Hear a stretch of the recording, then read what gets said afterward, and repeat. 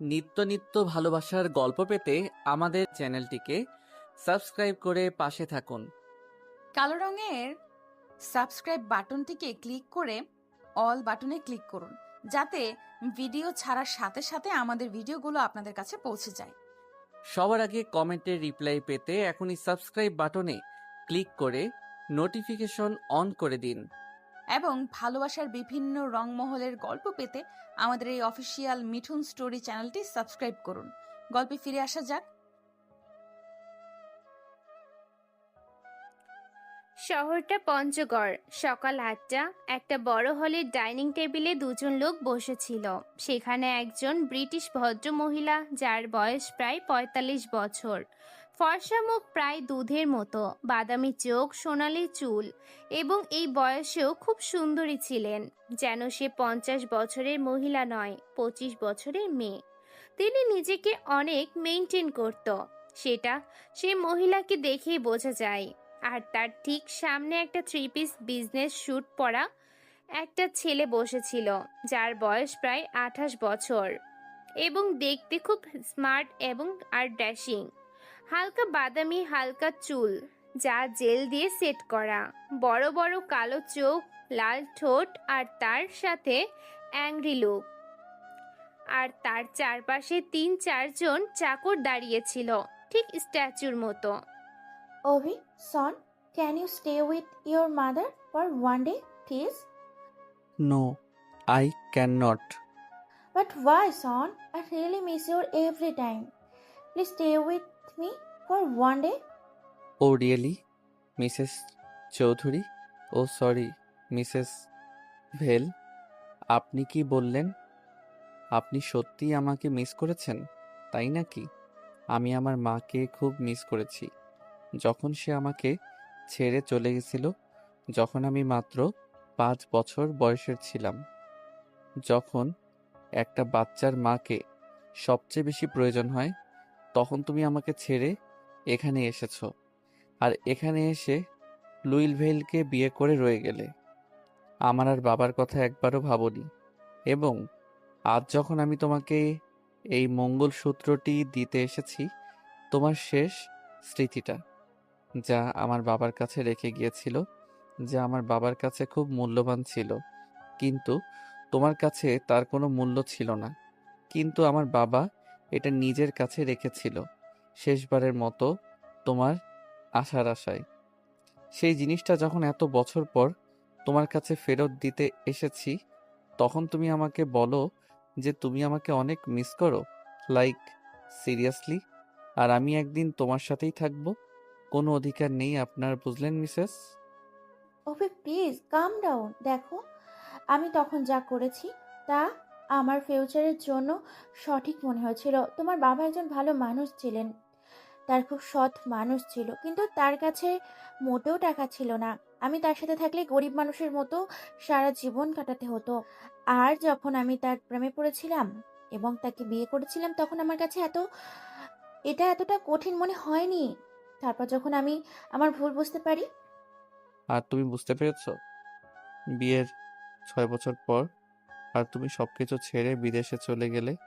৫ বছরের একটি শিশুকে রেখে কি করে চলে আসতে পারলে? একটিবারও আমার কথা মনে পড়লো না তোমার কাছে? তোমার নিজের সন্তান, নিজের হাজবেন্ডের উপরে টাকা বড় হয়ে গেল। বাবার কাছে তুমি সব ছিলে, আর তাকে একা করে চলে আসলে। কিভাবে পারলে তুমি এটা করতে? আর এখন বলছো তুমি মিস করো আমাকে, লাইক সিরিয়াসলি? আর তুমি আমার সাথে একদিন থাকতে চাও কেন? অভির কথা শুনে মাথা নিচু করে ফেলেন মহিলা। তখন কালো স্যুট পরা একজন লোক হলের মধ্যে আসে। অভিকে এক নজর দেখে মাথা নিচু করে বলে, বস, কলেজ থেকে ডিনের ফোন এসেছে। লেকচারের সময় হয়ে গেছে, আর কয়েক ঘন্টার মধ্যে আপনার প্রাইভেট জেট আপনাকে রিসিভ করতে এয়ারপোর্টে আসবে, যা ইন্ডিয়া যাবে। ঠিক আছে, ড্রাইভারকে বলো গাড়ি রেডি রাখতে, আমি আসছি। অভির কথা শুনে অ্যাসিস্ট্যান্ট হ্যাঁ সূচক মাথা নাড়িয়ে সেখান থেকে চলে যায়। অ্যাসিস্ট্যান্ট চলে যাওয়ার সাথে সাথে অভি মহিলাটির দিকে তাকায়, যে তখনও হতাশ হয়ে দাঁড়িয়েছিল। অভি সেই মহিলার দিকে পা বাড়িয়ে তার কাছে যায় আর তার দিকে এক নজর দেখে। তারপর মহিলাকে জড়িয়ে ধরে বলে ওঠে, 5 বছরের শিশুটি তার মাকে অনেক মিস করেছে এবং সে এখনো তার মাকে মিস করে। নিজের যত্ন নিও। এটা বলে পেছন ফিরে না দেখে দ্রুত সেখান থেকে চলে যায় যেখানে তার গাড়ি পার্ক করা ছিল। অভির আকস্মিক আচরণে মহিলাটি অবাক হয়ে যায়, কিন্তু তারপরেও তার কথা শুনে মহিলার চোখে জল চলে আসে, কারণ সে অভির মাথায় হাত দেওয়ার আগেই অভি চলে গিয়েছিল। অভির গাড়ির বাইরে দাঁড়িয়েছিল দুজন বডিগার্ড, আর অভি বের হতেই গার্ডরা গাড়ির দরজা খুলে দেয়, যা দেখে অভি চোখে সানগ্লাস পরে গাড়িতে বসে আর সেখান থেকে বেরিয়ে যায়। ভদ্রমহিলা অভিকে চলে যেতে দেখেছিলেন। তার চোখ জল ছিল, কিন্তু তার ঠোঁটে এক সুন্দর হাসি দেখা যাচ্ছিল, যা অভিকে দেখার পর মুখে ফুটে উঠেছিল। অভির গাড়ি চলতে দেখে নিজের মনে বলে উঠলেন, তুমিও তোমার বাবার মতো সেই রকমই হয়েছ, কিউট এবং ইনোসেন্ট। তোমার বাবা তোমাকে একদম তার মতোই বানিয়েছেন। অভির মুখে একটা শান্ত ভাব নিয়ে হাতে একটা ছবি ধরে গাড়িতে বসেছিল, আর সেই ছবি ছুঁয়ে মনে মনে বলে, বাবা, তুমি সত্যি বলেছ। তোমার বউ খুব সুন্দর, ঠিক তোমার বানানো ছবিগুলোর মতো। তার চোখ থেকে কয়েক ফোঁটা জল পড়তে থাকে, যা সে দ্রুত মুছে নেয় আর গাড়ির বাইরে তাকাতে থাকে। কিছুক্ষণের মধ্যেই অভির গাড়ি পঞ্চগড়ের নামকরা কলেজের সামনে এসে থামে, যার নাম রিক্টার বিজনেস ইউনিভার্সিটি। অভি গাড়ি থেকে নামতে পড়ার আগেই অভির গার্ডরা এসে গাড়ির দরজা খুলে দেয়। অভি গাড়ি থেকে নেমে ইউনিভার্সিটিতে প্রবেশ করে, যেখানে অভিকে ওয়েলকাম করে ইউনিভার্সিটির ডিন ডক্টর সুন্দরম, যিনি মূলত একজন বাংলাদেশী ছিলেন। আজ ইউনিভার্সিটির ওপেনিং। অভি দেশের একজন টপ বিজনেসম্যান ছিল, তাই তাকে পঞ্চগড়ের বিজনেস কলেজে লেকচারার হিসেবে আমন্ত্রণ জানানো হয়েছিল। কলেজের বাইরে প্রচুর মিডিয়া জমায়েত হয়েছিল, যা অভির গার্ডরা দ্রুত সরিয়ে অভিকে কলেজ ক্যাম্পাসের ভিতরে নিয়ে আসে এবং তাদের সাইডলাইন করে। অভিও তার গার্ডকে দেখে ডক্টর সুন্দরম ও প্রফেসর ও সিকিউরিটি নিয়ে অভির কাছে যায় এবং তাকে ওয়েলকাম জানায় আর বলে ওঠে। এটা বলে তিনি অভির সাথে হাত মেলায় এবং তাদের ইউনিভার্সিটির কিছু স্টুডেন্টদেরকে আগে এগিয়ে দেয়। তারা ব্রিটিশ স্টুডেন্ট ছিল। প্রতিটি কলেজের অনুষ্ঠানে স্টুডেন্টস বা মডার্ন ড্রেস পরে, তবে আজ অভিকে ওয়েলকাম করার জন্য কয়েকজন স্টুডেন্ট শাড়ি পরে হাতে বরণ ডালা সাজিয়ে তাকে বরণ করে নিল। আর সকল টিচার্সরা ফুলের মালা পরিয়ে অভিকে ওয়েলকাম জানায়। বাইরের দেশে নিজেদের কালচারকে একসেপ্ট করে তাকে এইভাবে বরণ করা হলো দেখে অভির মুখে হাসি ফুটে ওঠে। আজ সে খুব প্রাউড ফিল করছে। একজন বাংলাদেশি হয়ে অভি সেই সমস্ত স্টুডেন্টদের হাত ভাঁজ করে ও মাথা নিচু করে অত্যন্ত শ্রদ্ধার সাথে অভিবাদন জানায়। স্টুডেন্টসরা খুব খুশি এবং হাততালি দিতে শুরু করে। ডিন অভিকে একটি বড় অডিটোরিয়ামে নিয়ে আসে, যেখানে অভির লেকচার দেওয়ার জন্য একটি বড় স্টেজ তৈরি করা হয়েছিল, আর ডিন এবং অন্যান্য টিচার্সদের বসার জন্য চেয়ার রাখা হয়েছিল। অভির লেকচার ও কিন্তু তার সুদর্শন চেহারা দেখতে স্টুডেন্টদের মধ্যে মেয়েরাই বেশি ছিল। সেই মেয়েরাই একে একে তাকে গোলাপ দিয়ে ওয়েলকাম জানিয়েছিল। অভি তার গার্ডের দিকে তাকিয়ে তাদেরকে গোলাপগুলো গাড়িতে রাখতে বলে। মেয়েরা পাগল হয়ে যাচ্ছিল অভির এত সহজ আর শান্ত স্বভাব দেখে। তার উপরে তার সুদর্শন চেহারা সেই মেয়েদের আরো পাগল করে দিচ্ছিল। অভি ওই সব স্টুডেন্টসদের দিকে তাকিয়ে একটা স্মাইল করে আর স্টেজে মাইকের কাছে আসে।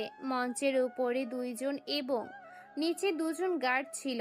অভির কাছে কেউ না যেতে পারে। অভি স্বাভাবিকভাবেই কথা বলতে শুরু করে। আসসালামু আলাইকুম ওয়া রাহমাতুল্লাহ। স্টুডেন্টস, আমার লেকচার শোনার জন্য তোমাদের সকলকে এত এক্সাইটেড দেখে খুব ভালো লাগছে। কিন্তু আমি চাই তোমরা এটাকে শুধু একটা লেকচার হিসেবে না নিয়ে এই কথাগুলোকে সারা জীবন মনে রেখো। তোমরা যদি জীবনে নিজেদের ভ্যালু বাড়াতে চাও, তাহলে কখনোই তোমার শেখার ক্ষমতাকে হারাবে না। কারণ এই শেখার ক্ষমতাই তোমাকে একদিন তোমার ভ্যালু বলে দেবে। টাকা তো সবাই কামাতে পারে, তা সে একজন ক্লার্ক হোক কিংবা কোনো সুপারস্টার, কিন্তু কার ভ্যালু বেশি, একজন ক্লার্কের নাকি একজন সুপারস্টারের? Course superstar. তাহলে এই আইডিয়া কোথা থেকে পাবে? আইডিয়া তুমি কোন বাজারে গেলে পাবে না, কিংবা কোনো স্কুলে গেলেও পাবে না। বাজারে শুধু শাকসবজি পাবে আর স্কুলে শুধু বইয়ের জ্ঞানই পাবে, কিন্তু অভিজ্ঞতা থেকে আইডিয়া পাবে, যার একটাই শর্ত, তোমার শেখার ক্ষমতা এবং তোমার আগ্রহ। অতঃপর দিন আসে অভিকে সিকিউরিটি এবং গার্ডদের সাথে বাইরে পৌঁছে দিতে, আর অনেক শিফট গার্ডের সাহায্যে তাদের গাড়িতে তুলে দেয়। অভি গাড়িতে বসে এয়ারপোর্টের দিকে চলে যায়। অভির পার্সোনাল জেট আছে এবং সে এয়ারপোর্টে পৌঁছে তার পার্সোনাল জেটে করে বাংলাদেশে আসে। অভি এয়ারপোর্ট থেকে বাইরে আসার পর প্যালেসের থেকে আসা গাড়িতে বসে প্যালেসের উদ্দেশ্যে রওনা দিল। অভি নিজের গাড়িতে বসে গার্ডদের সাথে নিজের প্যালেসে যাচ্ছিল। ঠিক তখন তার গাড়িতে দাঁড়িয়ে পড়ে। অভি ড্রাইভারের পাশে বসা তার অ্যাসিস্ট্যান্টকে বলে, কি হলো, গাড়ি দাঁড় করলে কেন? রাস্তার উপর একটা বড় পাথর রেখে দিয়েছে, আমি গিয়ে দ্রুত সেটাকে সরাচ্ছি, আপনি গাড়িতে অপেক্ষা করুন।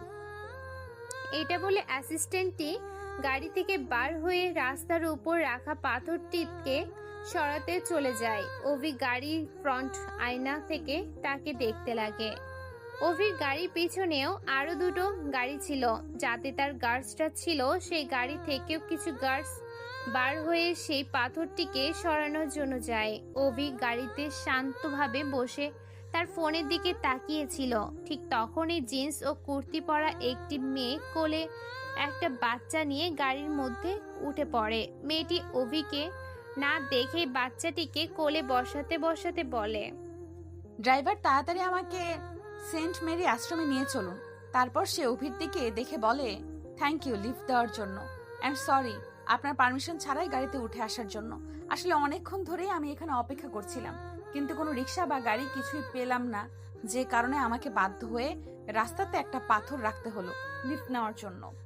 এখন যেহেতু আমি আপনার গাড়িতে উঠে গেছি, তাই আমি যতক্ষণ নাই বাচ্চাটিকে আশ্রমে নিয়ে আসতে পারি ততক্ষণ গাড়ি থেকে নামবো না। আর আপনি চাইলে আমার উপর রাগ করতে পারেন, কারণ আমি আপনার উইদাউট পারমিশন গাড়িতে উঠেছি।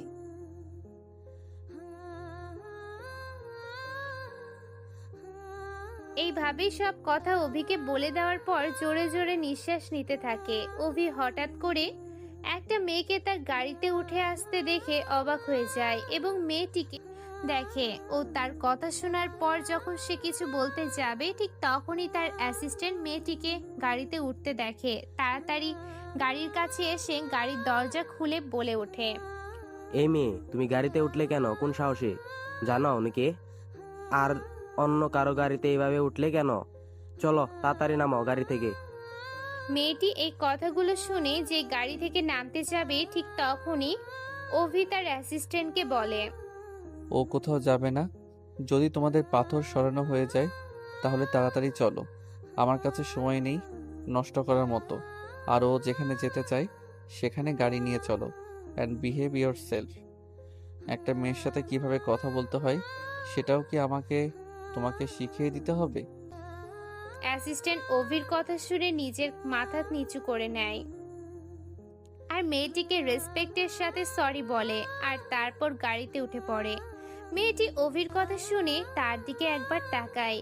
মনে মনে লোকটির প্রতি তার মন থেকে রেসপেক্ট আসছিল এবং তার সুন্দর মুখটি দেখেও তার প্রতি আরো বেশি রেসপেক্ট আসছিল। যেমন হ্যান্ডসাম দেখতে ছিল, সেই রকম সুন্দর মুখশ্রী আর খুব শান্ত মেজাজের। লোকটির কথা শুনে মনে হচ্ছিল সে খুব বড় মনের এবং তার পোশাক দেখে মনে হচ্ছিল খুব বড় লোক, আর তার অ্যাসিস্ট্যান্টের কথা শুনে মনে হলো খুবই ফেমাস একজন। অতঃপর মেয়েটি বলে ওঠে, থ্যাংক ইউ সো মাচ আমার কথাটা বোঝার জন্য এবং আমাদেরকে লিফট দেওয়ার জন্য। ইটস ওকে, এটা শহরের মেন হাইওয়ে, তাই এখানে আপনি কোনো রকম রিক্সা বা গাড়ি পেতেন না। আচ্ছা, এটা কি আপনার বাচ্চা? না, এটা আমার মেয়ে না। আচ্ছা, বাচ্চাটি আপনার নয় যখন, তাহলে নিশ্চয়ই আপনার কোনো রিলেটিভের। না, এটা আমার কোনো রিলেটিভের মেয়ে নয়। আমি বাচ্চাটিকে রাস্তাতে। একটা অচেনা বাচ্চা যাকে আপনি চেনেন না, তবু তার জন্য আপনি এত চিন্তিত। দারুণ ব্যাপার তো। হ্যাঁ, এটা আমার বাচ্চা নয়, কিন্তু কারোর তো বাচ্চা হবে। আর এটার মধ্যে তো দারুণ ব্যাপারের কিছু দেখছি না। মনুষ্যত্ব বলেও তো কোনো কিছু আছে এই দুনিয়াতে। আর এই মনুষ্যত্বের খাতিরেই আমি এই বাচ্চাটিকে অনাথ আশ্রমে রেখে আসতে চাই। কারণ ও যদি বাইরে এইভাবে থাকে, তাহলে হয়তো কেউ ওকে বাজে কাজের জন্য ব্যবহার করতে পারে, কিংবা নিজের পেট চালানোর জন্য ভিক্ষা করতে হতে পারে। বুঝেছেন মিস্টার? তাই আমার উপর হাসাটা বন্ধ করুন। মেয়েটি অভিকে তার উপর হাসতে দেখে একটু রেগে ওই কথাগুলো বলে এবং তারপর নিজেই মনে মনে বলতে থাকে। কি জানি এই দুনিয়াতে এরকম মানুষ কতগুলো আছে। এক তো লিফট দিয়ে ভালো মানুষই দেখায়, আর তার উপর আমার ভালো কাজের জন্য অ্যাপ্রিসিয়েট না করে সেটা নিয়ে মজা করছে। মেয়েটির কথা শুনে অ্যাসিস্ট্যান্ট এবং ড্রাইভার দুজনেই গাড়ির মিরর থেকে মেয়েটাকে দেখতে লাগে। অ্যাসিস্ট্যান্ট মেয়েটির উপর তাকিয়ে মনে মনে বলে, এত বড় পপুলার একটা মানুষকে চেনেন না, এমনও কি হতে পারে? আর এমন করে কথা বলছে যেন বস কোনো যেমন তেমন মানুষ। আর বস ও কোনো এই মেয়েটাকে কিছু বলছেন না? অভি যে কিনা এতক্ষণ ফোনের মধ্যেই কাজ করছিল, সেই মেয়েটির কথা শুনে একটা ডেভিল স্মাইল দিয়ে মেয়েটিকে দেখতে থাকে। কালো চোখ, গোল ফেস, ফাঁকা টমেটোর মতো গাল, আর তার উপর শ্যামলা গায়ের রং, কিন্তু এতটাই সুন্দর ও অ্যাট্রাকটিভ যে কোনো ফর্সা মানুষও তার কাছে ফেল হয়ে যাবে। কালো লম্বা চুল, যেটা একটা রাবার ব্যান্ড দিয়ে বাঁধা ছিল, বিনা কোনো লিপস্টিক না লাগিয়েও ঠোঁটের রং ছিল গোলাপি। হাতে ছিল সিম্পল একটা ঘড়ি আর সাইডে একটা ব্যাগ। অভি মেয়েটিকে দেখতে দেখতে সেই মেয়েটির মধ্যেই হারিয়ে গিয়েছিল। যদিও বা আজ অবধি কোনো মেয়েকে দেখে অভি এরকম কিছু ফিল করেনি। অভি মেয়েটিকে নিজের সাথে কথা বলতে দেখে ফোন পকেটে ঢুকিয়ে বলে, নাম কি তোমার? কার নাম? এখন তুমি নিজেই বললে এটা তোমার মেয়ে নয়, তো তুমি তো একে চিনবে না। আর বাচ্চার বয়স দেখি তো মনে হচ্ছে না যে সে নিজের নাম আদৌ জানে কিনা বা বলতে পারবে কিনা। তাহলে অবভিয়াসলি তোমার নামই জিজ্ঞাসা করছি। জান্নাতু তাইবা কুহু। খুবই সুন্দর নাম তোমার। আচ্ছা, তুমি কি সব কাজ করো মানুষের থেকে অ্যাপ্রিসিয়েশন পাওয়ার জন্য করো, নাকি নিজের জন্য করো? কে বলেছে আপনাকে? হ্যাঁ, আমি কোনো কাজ নিজের সুনামের জন্য করি না। তো প্লিজ আপনি এভাবে বলবেন না।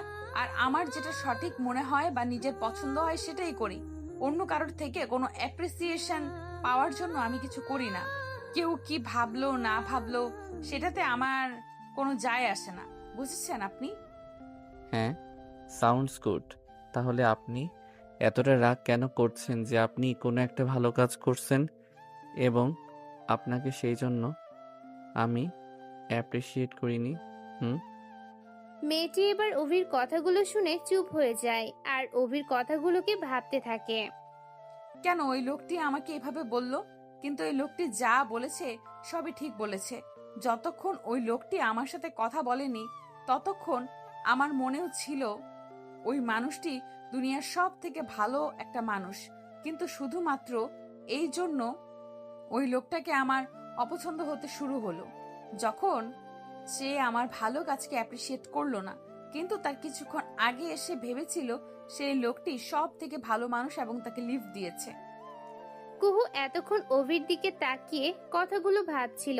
যে গাড়িতে খুব জোরে ব্রেক করা হয় তখন সে তার ভাবনা থেকে বেরিয়ে আসে। সামনে একটা বড় গেট, যার উপরে জল জল করছে অনাথ আশ্রম লেখা নামটি। কুহু অনাথ আশ্রমটাকে দেখে গাড়ি থেকে নেমে পড়ে আর গাড়ির কাছের কাছে গিয়ে যেই কিছু বলতে যায় তখনই অনাথ আশ্রমের গার্ডরা দৌড়াতে দৌড়াতে সেখানে আসে। অভিকে স্যালুট করে খুব রেসপেক্টের সাথে বলতে শুরু করে, আপনি এখানে দাঁড়িয়ে বললেন কেন? ভিতরে আসুন না। বাচ্চারা আপনার সাথে দেখা করার জন্য ওদের আগ্রহের সাথে অপেক্ষা করছে। আমি এবং বাকি সবাই ভেবেছিলাম আপনি আজকে আসবেন না, কারণ সাহেব বলেছিলে আপনি লন্ডনে গিয়েছেন। লন্ডনের কথা শুনে বাচ্চারা খুব দুঃখ পেয়েছিল আর ভেবেছিল তাদের প্রিয় অভি দাদা আজকে তাদের সাথে দেখা করতে আসবে না, কিন্তু আপনি তো আজকেই চলে এসেছেন, তাই বাচ্চারা আপনাকে দেখে খুব খুব খুব খুশি হবে। বস, আমি জানি আপনিও বাচ্চাদেরকে ছেড়ে থাকতে পারেন না। ঠিক আছে, আপনি গেটটা খুলুন। অভি খুব সহজভাবেই কথাগুলো বলল এবং কুহুকে ইশারা করলো গাড়িতে উঠে বসার জন্য। যে কিনা ভূতের মতো দাঁড়িয়েছিল আর নিজেরই চিন্তায় ডুবেছিল সে কেন সেই গার্ডটি অভিকে স্যালুট জানালো। কুহু একটু ইতস্তত হয়ে গাড়িতে উঠে বসলো এবং খুব সাহস নিয়ে অভিকে বলল, এই অনাথ আশ্রমটা কি আপনার? না, তবে এই বাচ্চাগুলোকে আমি নিজের মনে করি। আপনি ঠিকই বলেছিলেন, আমি একটা ছোট্ট কাজ করে এমন দেখাচ্ছিলাম যে আমি কোনো বড় কিছু করে ফেলেছি, আর সেই কাজটা করার জন্য সবার থেকে প্রশংসাও পেতে চাইছিলাম, যে সবাই আমার এই কাজটার জন্য আমাকে অ্যাপ্রিসিয়েট করে। আর সেখানে আপনি এত কিছু করেন মানুষের জন্য, কিন্তু তবুও একটা বারও নিজের মধ্যে সেটা ফুটিয়ে তোলেন না, আর নাই সেটা নিয়ে কারোর থেকে কোনো প্রশংসা পাওয়ার আশাও করে। I am very sorry. আমি আমার ব্যবহারের জন্য আপনার কাছে ক্ষমা চাইছি মিস্টার অভি।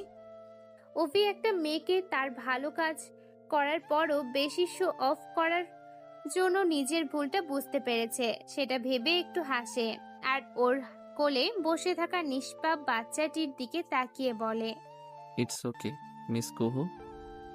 এটা বলে অভি বাচ্চাটাকে দেখতে থাকে যে কিনা এখনো কুহুর কোলে বসে আছে এবং তার দিকে মাসুম ভাবে দেখছে।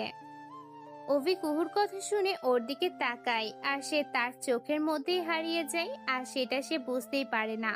কিন্তু যখন অ্যাসিস্ট্যান্ট গাড়ির দরজা খুলে তখন অ্যাসিস্ট্যান্টের কথা শুনে অভি তার খেয়াল থেকে বেরিয়ে আসে আর নিজের আশপাশটা দেখতে থাকে।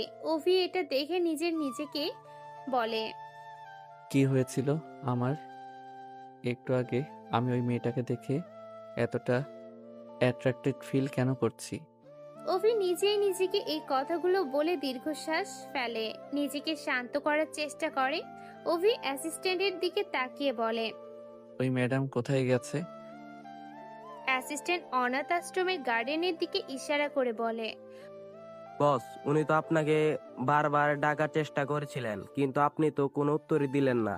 তিনি বাচ্চাটাকে নিয়ে চলে গেলেন। অভি অ্যাসিস্ট্যান্টের কথা শুনে কুহুকে দেখতে লাগলো, যে বাচ্চাদের সাথে ধরাধরি খেলছিল এবং খুব জোরে জোরে হাসছিল।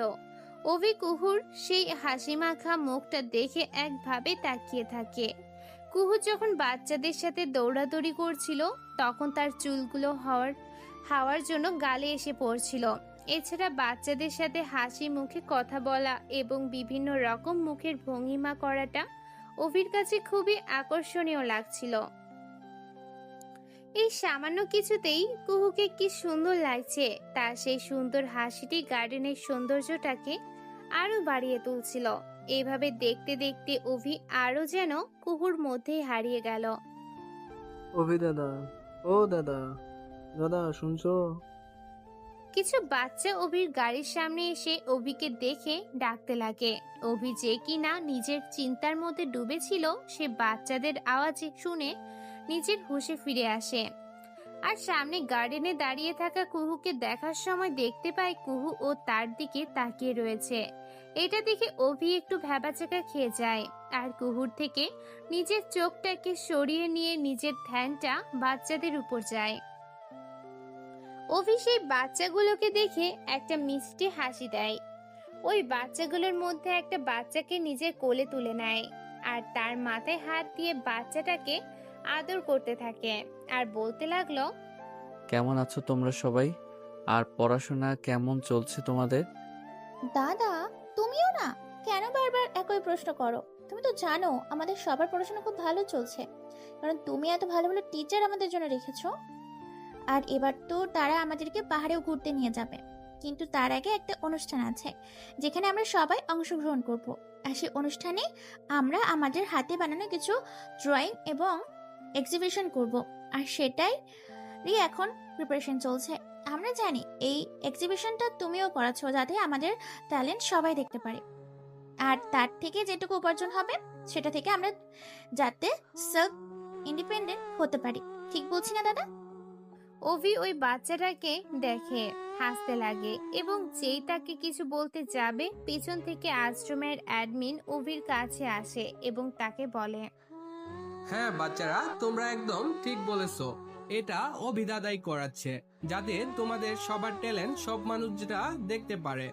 এটার ফলে না তোমরা খালি সেফ ইন্ডিপেন্ডেন্ট হবে, তার সাথে তোমাদের কনফিডেন্সও বেড়ে যাবে। এখন যখন তোমাদের অভিদাদা তোমাদের জন্য এত কিছু করছে, তাহলে তাকে একবার থ্যাংক ইউ জানাও।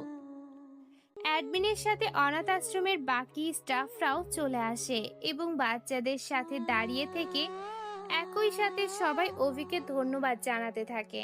অভি বাচ্চাদের এরকম মিষ্টিভাবে ধন্যবাদ জানানোর কথাটা শুনে হাসতে লাগে আর সবার দিকে তাকিয়ে বলে, আমার জন্য তোমাদের এই থ্যাংক ইউটা আমার কাছে তোমাদের এই পরিশ্রম হবে। তাই সবাই সবসময় মন লাগিয়ে পড়াশোনা করবে এবং তার সাথে তোমরা যেগুলো করতে ইচ্ছুক সেগুলো করতে থাকবে। আর সেদিনই তোমাদের এই ধন্যবাদটা আমার কাছে সার্থক হবে। অবশ্যই করব দাদা। আমরা অনেক পরিশ্রম করব, অনেক মন লাগিয়ে পড়াশোনা করব, যাতে আমরা আমাদের নাম উজ্জ্বল করতে পারি। আর তার সাথে তোমার নামও উজ্জ্বল করব, কারণ আমরা যাহা কিছু সব সেটা তুমি পূর্ণ করেছো, সম্পূর্ণ তোমার জন্য। অভি হ্যাঁ সূচক মাথা নাড়ায় এবং তার বডিগার্ডের দিকে তাকিয়ে কিছু একটা ইশারা করে। বডিগার্ড অভির ইশারা বুঝতে পেরে গাড়ি থেকে অনেকগুলো গিফট নিয়ে আসে, যেটা কলেজ থেকে ডিন সহ অন্যান্য স্টুডেন্টরা তাকে দিয়েছিল। অভি গিফটগুলোকে সমস্ত বাচ্চাদের মধ্যে ভাগ করে দেয়। বাচ্চারা গিফট পেয়ে ভীষণভাবে খুশি হয়ে যায় আর তাদেরকে এইভাবে খুশিতে দেখে অভির মনটা আনন্দে ভরে যায়। দূরে দাঁড়িয়ে কুহু অভিকেই দেখে যাচ্ছিল। তার অনাথ আশ্রমের বাচ্চাদের প্রতি এত ভালোবাসা দেখে তার মনে অভির প্রতি সম্মান অনেক বেড়ে যায়। হয়তো কুহুর মনে অভির জন্য একটা সফট কর্নার তৈরি হতে লাগে। অভির শান্তশিষ্ট ভদ্র ব্যবহারটা দেখে কুহুর খুব ভালো লাগে। খুব অভিকে বিনা চোখের পলক না ফেলে একভাবে অভিকে দেখে যাচ্ছিল। সমস্ত বাচ্চারা নিজেদের গিফট নিয়ে অভিকে থ্যাংক ইউ জানিয়ে অনাথ আশ্রমের স্টাফদের সাথে ভিতরে চলে যায়। অভির নজর কুহুর দিকে যায়, যে কিনা এতক্ষণ তাকেই দেখছিল। অভি এবং কুহুর চোখাচোখি হয়। ও তাড়াতাড়ি করে নিজের চোখ সরিয়ে নেয়, তারপর অভির দিকে এগোতে থাকে।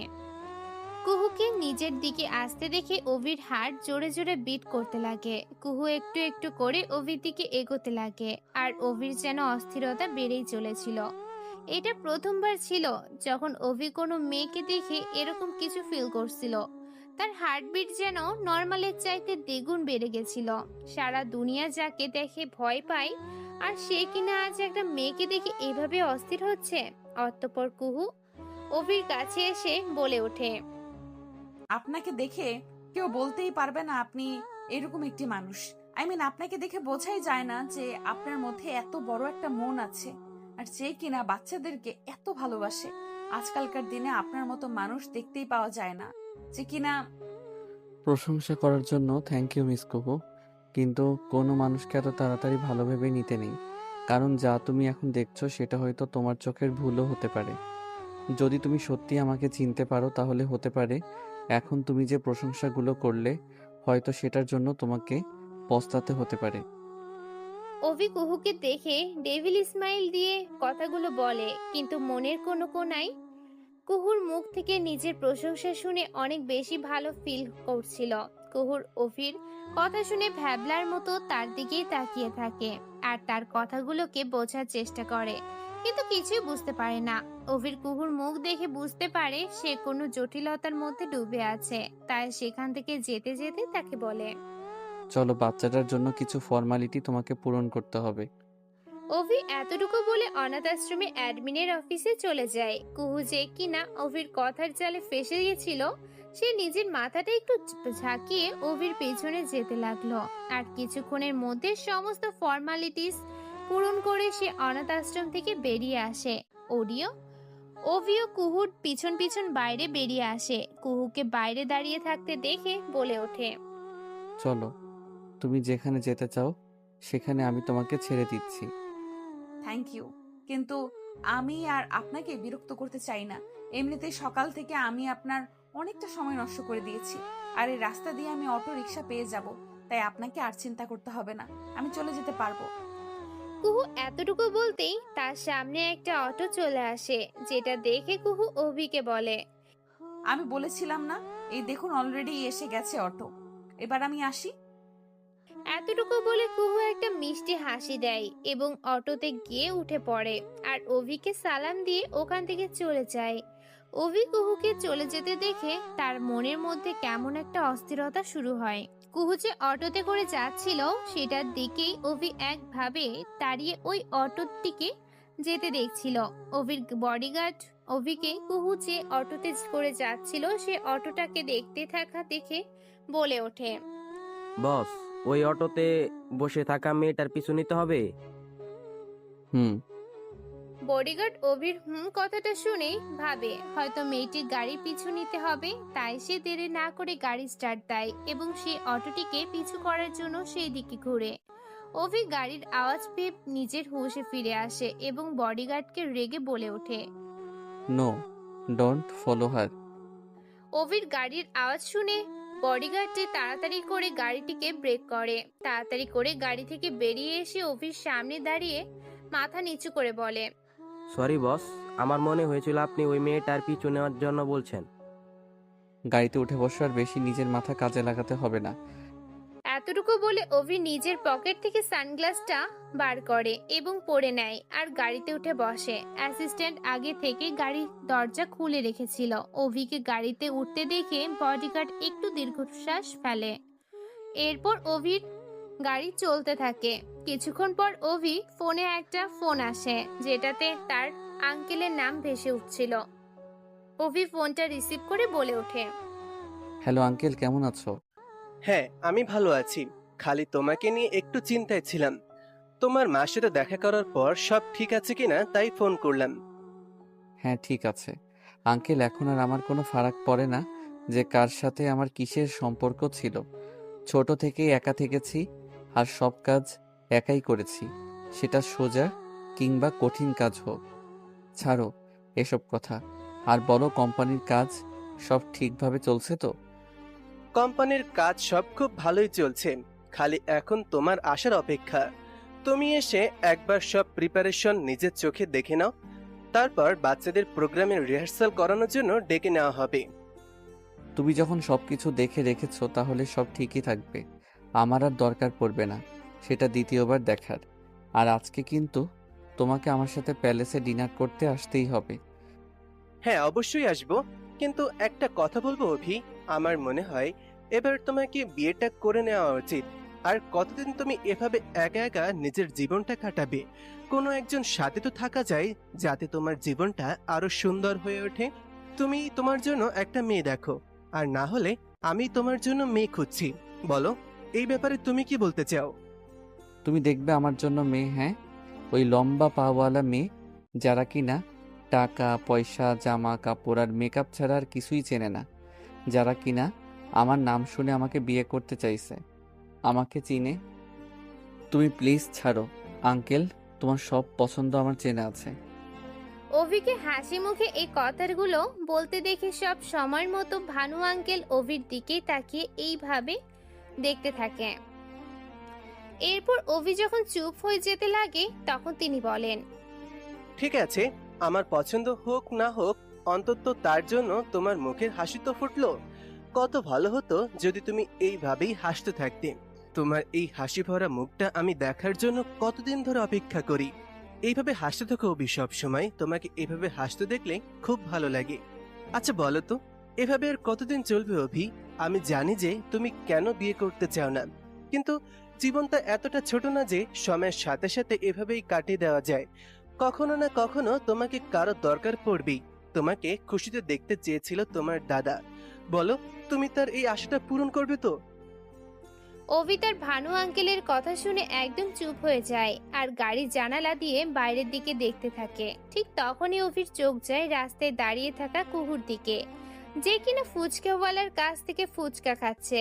তার সাথে কিছু ছোট ছোট বাচ্চা ছিল যারা একসাথে মিলে খুব আনন্দ করে ফুচকা খাচ্ছিল আর বাচ্চাগুলোর সাথে হাসতে হাসতে কিছু বলছিল। গাড়ি দাঁড় করাও। এটা বলে অভি ফোনটা কানে নিয়ে কুহুকে দেখতে থাকে। ড্রাইভার অভির কথা শুনে তাড়াতাড়ি করে অ্যাসিস্ট্যান্টের দিকে করুণভাবে তাকায়। অভি যেখানে গাড়ি দাঁড় করাতে বলেছিল সেটা একটা ভিড় রাস্তা, আর ওই গাড়িটি দাঁড় করানোর জন্য পেছনে অনেকগুলো গাড়ি দাঁড়িয়ে পড়েছিল। আর সেই জন্যই ড্রাইভারটি অ্যাসিস্ট্যান্টের দিকে করুণভাবে তাকায়। অ্যাসিস্ট্যান্টও ড্রাইভারের দিকে তাকিয়ে অভির কথা শুনে অবাক হয়ে যায়। আর আশেপাশে একটা ঝগড়াঝাটি হওয়ার মতো পরিস্থিতি তৈরি হতে দেখে অভিকে বলে, কিন্তু বস, রাস্তার মাঝখানে। Yes, stop the car. Abhi রাগীভাবে অ্যাসিস্ট্যান্টের দিকে একবার তাকায় এবং তারপর গাড়ির উইন্ডো দিয়ে কুহুকে দেখতে লাগে। অভি এখনো তার ফোন কানে ধরে রেখেছিল, যে কারণেই ভানু আঙ্কেল অভির আর অ্যাসিস্ট্যান্টের কথোপকথন শুনতে পারে। আর তার সাথে আশেপাশের অনেকগুলো গাড়ির হর্নের আওয়াজ শুনতে পায়। বস, আপনি কি করছেন? চলন্ত রাস্তার মাঝে এভাবে কোনো গাড়ি দাঁড় করতে বলছেন? বস, এমন কি দেখছেন আপনি? আমি বিয়ে করার জন্য রেডি ভানু আঙ্কেল, আমি মেয়ে পেয়ে গিয়েছি। এতটুকু বলে অভি ফোনটা কেটে দেয়। তারপর অ্যাসিস্ট্যান্টকে দেখতে দেখতে বলে ওঠে, সকালের ওই মেয়েটির পুরো ডিটেলস দিবি আমায়।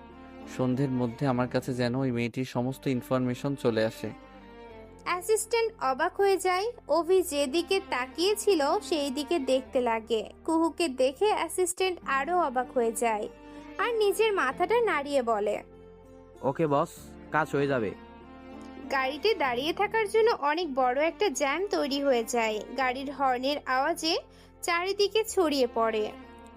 অনেক বড় একটা জ্যাম তৈরি হয়ে যাওয়ার জন্য ট্রাফিক পুলিশ সেখানে চলে আসে। এত গাড়ির হর্নের আওয়াজ পেয়ে কুহু রাস্তার দিকে তাকায় আর বলে ওঠে, কি হলো ওখানে? সিগন্যাল নেই অথচ তবুও তো জ্যাম কেন হলো? এইটুকু বলে কুহু ফুচকাওয়ালাকে তার টাকা মিটিয়ে দিয়ে রাস্তার দিকে এগিয়ে আসে। কিন্তু তখনই কিছু বডি গার্ডের উপর তার নজর যায়, যারা একটা গাড়িকে ঘিরে দাঁড়িয়েছিল। আর তারপরও আস্তে আস্তে জ্যামটা ক্লিয়ার হতে থাকে। এটা দেখে কুহু মনে মনে ভাবে, এগুলো তো সেই বডিগার্ড মনে হচ্ছে যাদের সাথে একটু আগে আমার দেখা হয়েছিল। কিন্তু এরা এখানে কি করছে? আর এই জ্যাম ক্লিয়ারই বা কেন করছে? এই কথাগুলো ভেবেই সে বডিগার্ড গুলোর দিকে যেতে লাগে। ঠিক তখনই অভি গাড়ি ওখান থেকে দিয়ে যেতে দেখে, যেটাতে সে সকালে উঠেছিল। কুহু অভিকে দেখে সেখানেই দাঁড়িয়ে পড়ে। অভির নজর তখন কুহুর উপরেই ছিল। দেখতে দেখতে গাড়িটি তার চোখের সামনে দিয়ে বেরিয়ে যায়। তার পিছনে বডিগার্ড গুলো তাদের গাড়ি নিয়ে বেরিয়ে যায়। কুহু তাদেরকে যেতে দেখে নিজেই বলে ওঠে, ও আচ্ছা, এর জন্য তার বডিগার্ড গুলো জ্যাম ক্লিয়ার করছিল। নিজেই নিজেকে কথাগুলো বলে কুহু যখন পিছন ঘুরতে যাবে ঠিক তখন ট্রাফিক ইন্সপেক্টরের আওয়াজ শুনতে পারে, যে অন্য একজনের সাথে বলছিল, আর বলো না, বড় মানুষদের বড় বড় ব্যাপার। এখন কে ওনাকে বোঝাবে যেভাবে চলতি রাস্তায় গাড়ি দাঁড়ানো উচিত নয়? সাধারণ মানুষরা চলাফেরা করে, কিন্তু কবি চৌধুরীকে কে বোঝাবে বলো? দেখো না, কতগুলো বডিগার্ড নিয়ে ঘুরে বেড়াই। এতগুলো বডিগার্ড, আমাদের মন্ত্রীরাও তার সামনে কথা বলার সাহস পায় না, আর সেখানে আমরা তো কোন স্যার। ট্রাফিক ইন্সপেক্টরের সাথে কথা শুনে কুহু চিন্তায় পড়ে যায় আর মনে মনে বলতে লাগে, ও আচ্ছা, এই জন্য তার বডিগার্ড গুলো জ্যাম ক্লিয়ার করছিল। একটা মানুষেরই দুটো চেহারা, কারোর জন্য সে ভগবান, আবার দুনিয়ার অন্য মানুষদের জন্য সে বড়লোক মানুষ, যে নিজের পাওয়ার ব্যবহার করে যে কোনো রুল ব্রেক করে দেয় নিজের পয়সার অহংকার দেখিয়ে। তাহলে কি এই কারণেই তার নামের আগে বস আছে, যে সে তার আগে কাউকেই দেখতে পায় না? তাহলে কি এই কারণে তিনি আমাকে এই কথাগুলো তখন বলছিলেন? তাহলে কি সত্যি আমি তার এক্সাইট দেখে তাকে ভালো মানুষ ভেবে নিয়েছিলাম? তাহলে আমি যাকে দেখেছিলাম সেটা কি তার আসল চেহারা, নাকি ট্রাফিক ইন্সপেক্টর এখন যেটা বললো সেটা? কে আপনি? কি করেন আপনি? কোনো কিছুতেই সে জটিলতা থেকে বেরোতে পারছিল না। চলেই কি অভি যে কথাগুলো সেগুলো তার মাথায় ঘুরপাক খেতে থাকে এবং তার সাথে সাথে অভির ফেসটাও তার চোখের সামনে ভেসে ওঠে। এই জটিলতার মধ্যে সে কোনো কুল কিনারা খুঁজে পাচ্ছিল না। আর এগুলো ভাবতে ভাবতে নিজের মাথাটাকে হালকা ঝাঁকিয়ে সেখান থেকে নিজের বাড়ির দিকে চলে যায়। অভিও তার বডিগার্ডদের সাথে কিছুক্ষণের মধ্যেই তার প্যালেসে পৌঁছে যায়। বিশাল বড় একটা রাজপ্রাসাদের মতো বাড়ি, যার অর্ধেকের বেশি অংশটাই ডিজাইন করা, যেটা খুবই চকচক করছিল। বাড়ির সামনে একটা সুইমিং পুল ছিল, আর তার আগের দিকটাতে একটা সুন্দর গার্ডেন ছিল। অভি গাড়ি থেকে বেরিয়ে প্যালেসের ভিতরে যেতে লাগে। প্যালেসের ভিতর একটা বড় হলে ইউনিফর্ম পরে 4-5 জন লোক দাঁড়িয়েছিল, যারা অভিকে দেখে তার পিছন পিছন যেতে যেতে বলে ওঠে, আসসালামু আলাইকুম বস, অ্যান্ড ওয়েলকাম হোম। আপনি ক্লান্ত হয়ে গেছেন হয়তো, গিয়ে ফ্রেশ হয়ে নিন। আপনার জন্য আপনার বাথরুম রেডি করে দেওয়া হয়েছে, ঠিক যেমনটি আপনি পছন্দ করেন। ইউনিফর্ম পরা স্টাফগুলোর মধ্যে একটা স্টাফ অভির পিছন পিছন হাতে ধরা অভির কোটটা নিয়ে খুব নম্রভাবে বলে। অভি হল থেকে সিঁড়ি দিয়ে উঠতে উঠতে বলে, ওকে। ব্রেকফাস্ট রেডি করতে হবে। আপনি কি প্যালেসে ব্রেকফাস্ট করবেন? না, তোমরা খেয়ে নাও, এখন আমাকে অফিসে যেতে হবে। রাতে ডিনারের সময় ভানু আঙ্কেল আসবে, তাই আজ রাতে মেনুটা ওনার পছন্দ মতো হওয়া চাই। ঠিক আছে বস। এরপর সব স্টাফগুলো নিজেদের কাজে লেগে পড়ে। কিছুক্ষণ পর অভি তৈরি হয়ে অফিসের জন্য বেরিয়ে যায়। সন্ধ্যাবেলা। ভানু স্যার, এটা কেমন লাগছে? আর ওখানে দেখুন, বাচ্চাদের এক্সিবিশনের জন্য তৈরি করা হয়েছে, ঠিক বসের অ্যাকর্ডিং। ঠিক আছে তো স্যার? ওখানকার সব লাইটিং এবং ডেকোরেশন দেখাতে দেখাতে একটা মেয়ে বলে ওঠে, হ্যাঁ, এটা ঠিক আছে, গুড জব। এটা বসের পছন্দ হবে, তুমি খুব সুন্দর করে সাজিয়েছো। ব্যাস, বস একবার অ্যাপ্রুভ করে দিক, তখন টেনশন ফ্রি। বসের যদি এই ডেকোরেশন একটু অপছন্দ হয়, তাহলে কাল আবার নতুন করে লাইটিং ও ডেকোরেশন করাতে হবে মিস মোনা। তাই আপনি আল্লাহর কাছে দোয়া করুন যাতে এই বস এই ডেকোরেশনটাকে দ্রুত অ্যাপ্রুভ করুন। কি ভানু স্যার, তুমি এবার আমার সাথে মজা করো আর বন্ধু করো। তুমি তো জানো আমি এখানে কেন আছি, নিজের সব কাজ ক্লায়েন্টদেরকে ছেড়ে 1 মাস ধরে। মডার্ন ড্রেস পরে একটা মেয়ে যে দেখতে খুবই সুন্দর ছিল, ডেকোরেশন দেখতে দেখতে ভানুকে বলে, হ্যাঁ, আমি সব জানি যে তুমি এখানে শুধুমাত্র অভির জন্যই রয়েছে, আর নিজের সবচেয়ে বড় বড় প্রজেক্ট ছেড়ে এখানে ডেকোরেশনের কাজ করছো। ভালোবাসা সত্যিই বড় আজব। যে যাকে ভালোবাসে সে তার সাথে নেই, আবার যে যাকে ভালোবাসছে না সে তার সাথে আছে।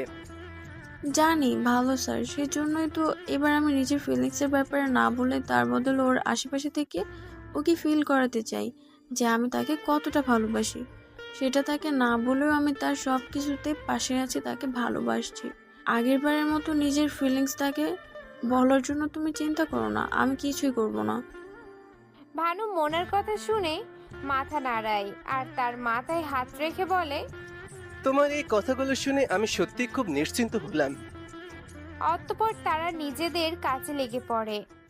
অভি নিজের বড় অফিসটার চেম্বারে বসে ফোনটি কানে নিয়ে ওপারের মানুষটিকে বলে, বেলাল, এখনই আমার কেবিনে আসো। এইটুকু বলে সে ফোনটা রেখে দেয়। কিছুক্ষণ পর চেম্বারের মধ্যে একটা রোগা লম্বা ইউনিফর্ম পরিহিত লোক চেম্বারের সামনে দাঁড়িয়ে খুব ভয় ভয় নক করে আর বলে ওঠে, হ্যাঁ, ভিতরে আসো। লোকটি ভিতরে এসে অভির সামনে মাথা নিচু করে চুপচাপ দাঁড়িয়ে থাকে। অভি নিজের চেয়ার ছেড়ে উঠে ওই লোকটির দিকে তাকিয়ে বলে ওঠে, আমি শুনলাম তুমি ফেস্টিভ্যালের বোনাস নিতে মানা করে দিয়েছো, এমনকি স্যালারিটাও এখনো অবধি নাওনি। কোনো সমস্যা আছে কি? নাকি তোমার কাছে এই বোনাসটা খুব কম মনে হচ্ছে, যে কারণে তুমি নিচ্ছ না?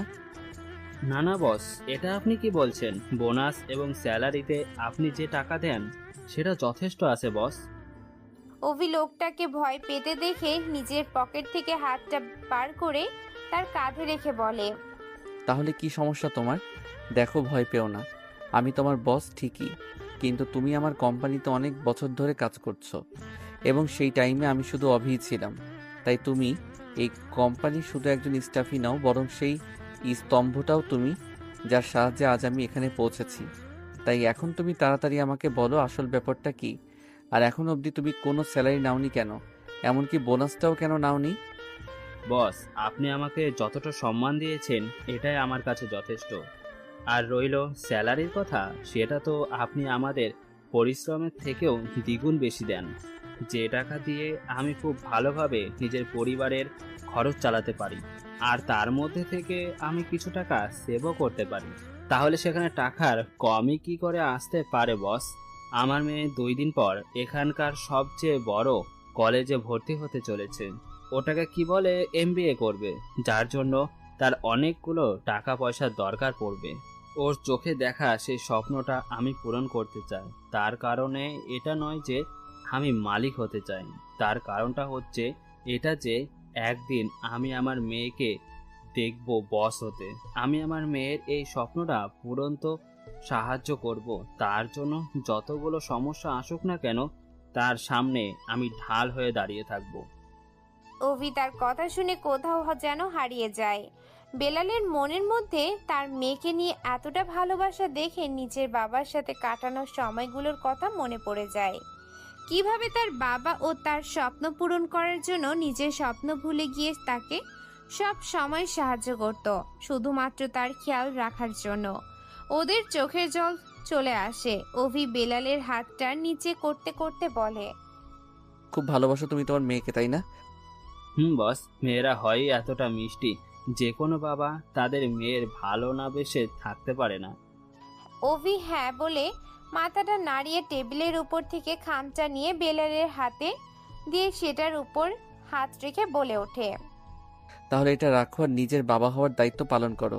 এটা তোমার স্যালারি এবং বোনাসের থেকেও ডাবল আছে।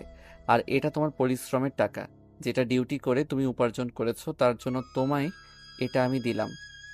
বেলাল অভির কথাটা শুনে হেসে সেই টাকাটা নিয়ে নেয় আর একবার অ্যাসিস্ট্যান্ট আর বডিগার্ডের দিকে তাকায় আর বলে ওঠে, ধন্যবাদ বস, আপনি খুব ভালো, আল্লাহ আপনার মঙ্গল করুক। এইটা বলে বেলালের চোখ থেকে বেরিয়ে আসা জলটাকে মুছে নিয়ে বাইরে বেরিয়ে আসে। অভি তাকে কেবিন থেকে যেতে দেখে, একটা লম্বা শ্বাস নেয় আর বডিগার্ডের দিকে তাকাতে তাকাতে সে নিজের চেয়ারে গিয়ে বসে এবং বলে ওঠে, কাজ হয়েছে, যেটা করতে বলেছিলাম। বস আসলে একটা ছবি অভির টেবিলের উপর রেখে অ্যাসিস্ট্যান্ট বলে। অভি টেবিলের উপর থেকে ফটোটা তুলে দেখে যেটা কুহুর ছিল।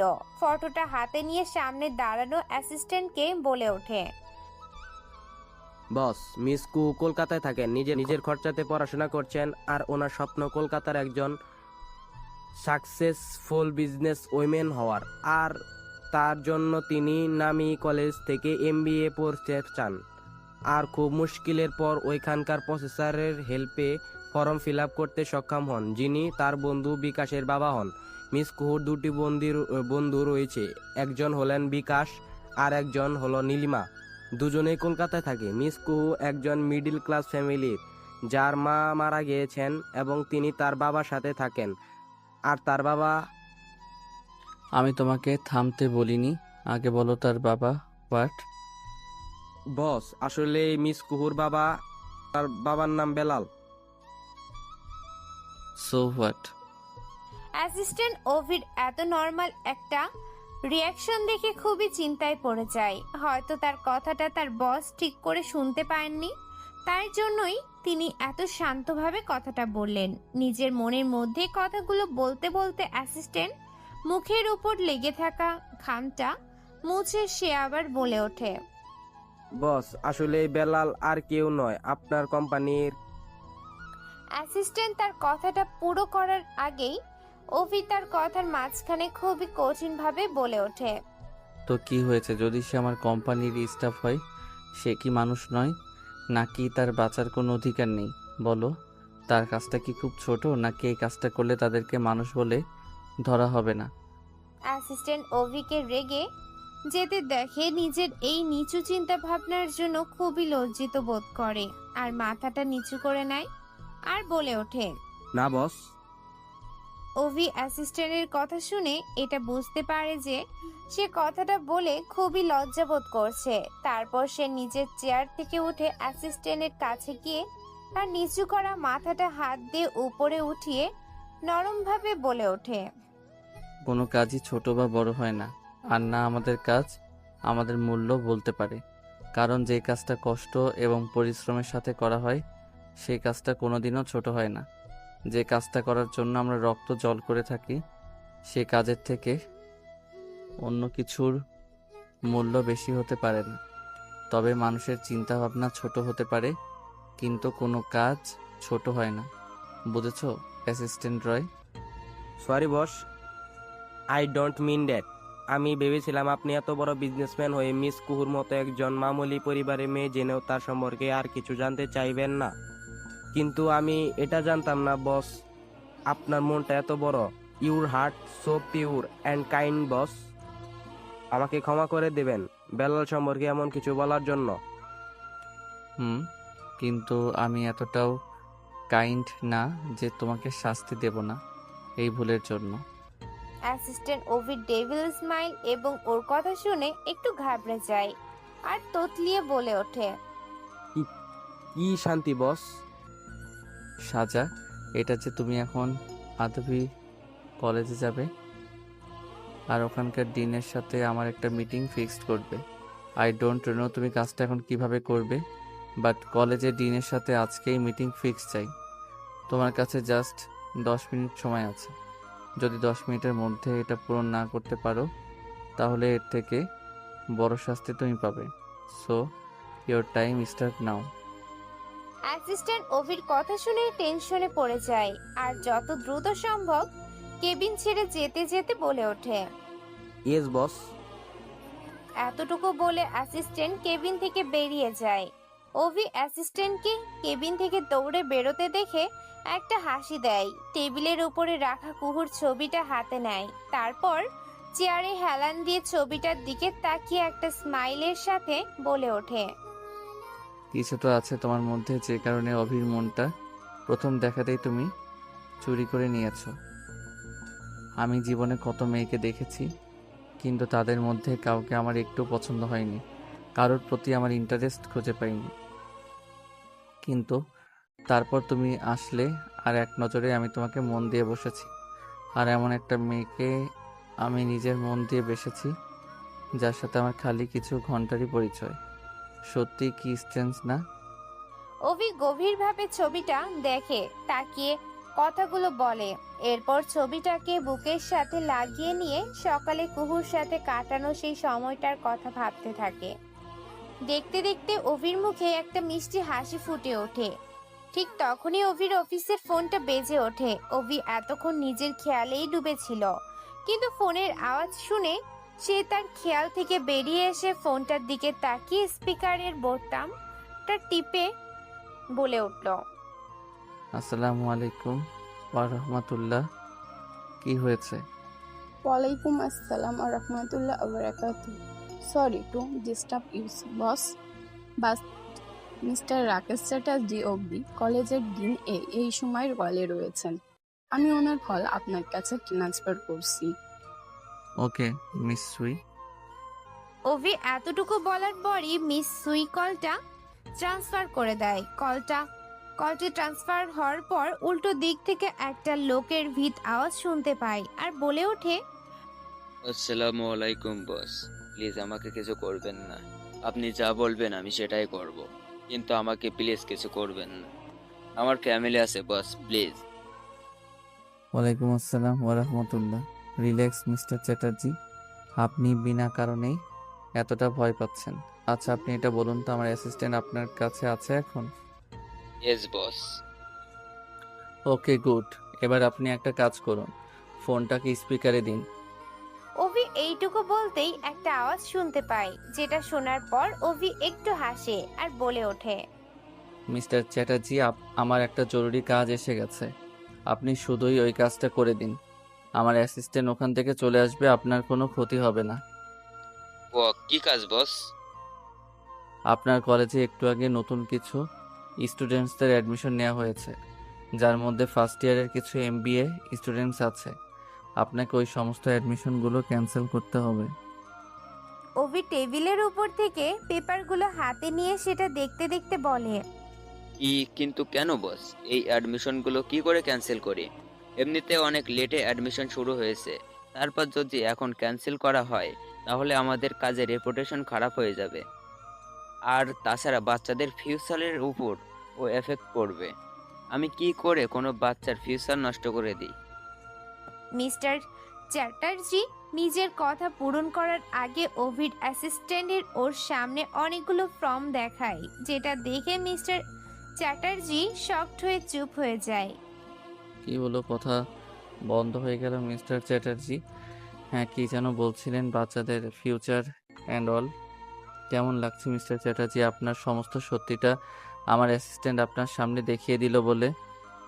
আপনি এত বড় বড় ডোনেশন নিয়ে ওই সমস্ত বড় লোকের বিগড়ে যাওয়া বাচ্চাগুলোর অ্যাডমিশন দিচ্ছেন, তাহলে যারা ওই সিটগুলো সত্যি ডিজার্ভ করে তাদের সাথে আপনি অন্যায় করছেন না?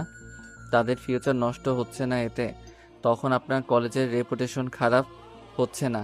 তাই তোমাকে যে কাজটা বলা হচ্ছে সেটা ঠিক করে করো। অভির ফোন রাখার পর অ্যাসিস্ট্যান্ট নিজের ফুল অ্যাকশন শুরু করে। বডিগার্ডগুলোকে সে কিছু ইশারা করে। তখনই রাকেশ ভীত হয়ে বলে ওঠে, হ্যাঁ হ্যাঁ হ্যাঁ বস, কাজ হয়ে যাবে। কালই আমি অ্যানাউন্সড করে দেব অ্যাডমিশন ক্যান্সেল হয়ে যাওয়ার ব্যাপারটা। প্লিজ আমাকে কিছু করো না বস।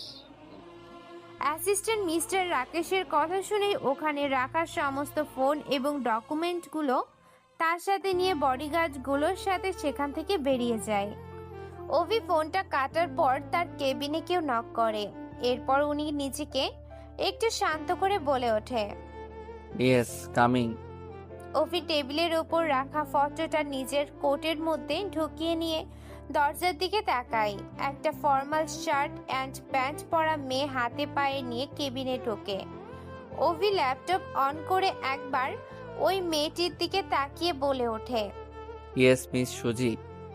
সেই মেয়েটির চোখে চশমাটা ঠিক করতে করতে একটু ভয় ভয় বলে ওঠে, বস সবাই মিটিং রুমে চলে এসেছে, আপনাকে সেটাই ইনফর্ম করতে এসেছিলাম। অভি মিটিং এর কথা শুনে নিজের হাতে পড়া ঘড়িটার দিকে একবার তাকায়, তারপর ল্যাপটপ বন্ধ করে দাঁড়িয়ে বলে ওঠে, হ্যাঁ চলো। এইটুকু বলে অভি কেবিন থেকে বাইরে বেরিয়ে আসে। অভিকে যেতে দেখে তাড়াতাড়ি করে সুজি তার পিছন পিছনে যেতে লাগে। অভি থার্ড ফ্লোরে মিটিং রুমে পৌঁছায় এবং তার চেয়ারে গিয়ে বসে।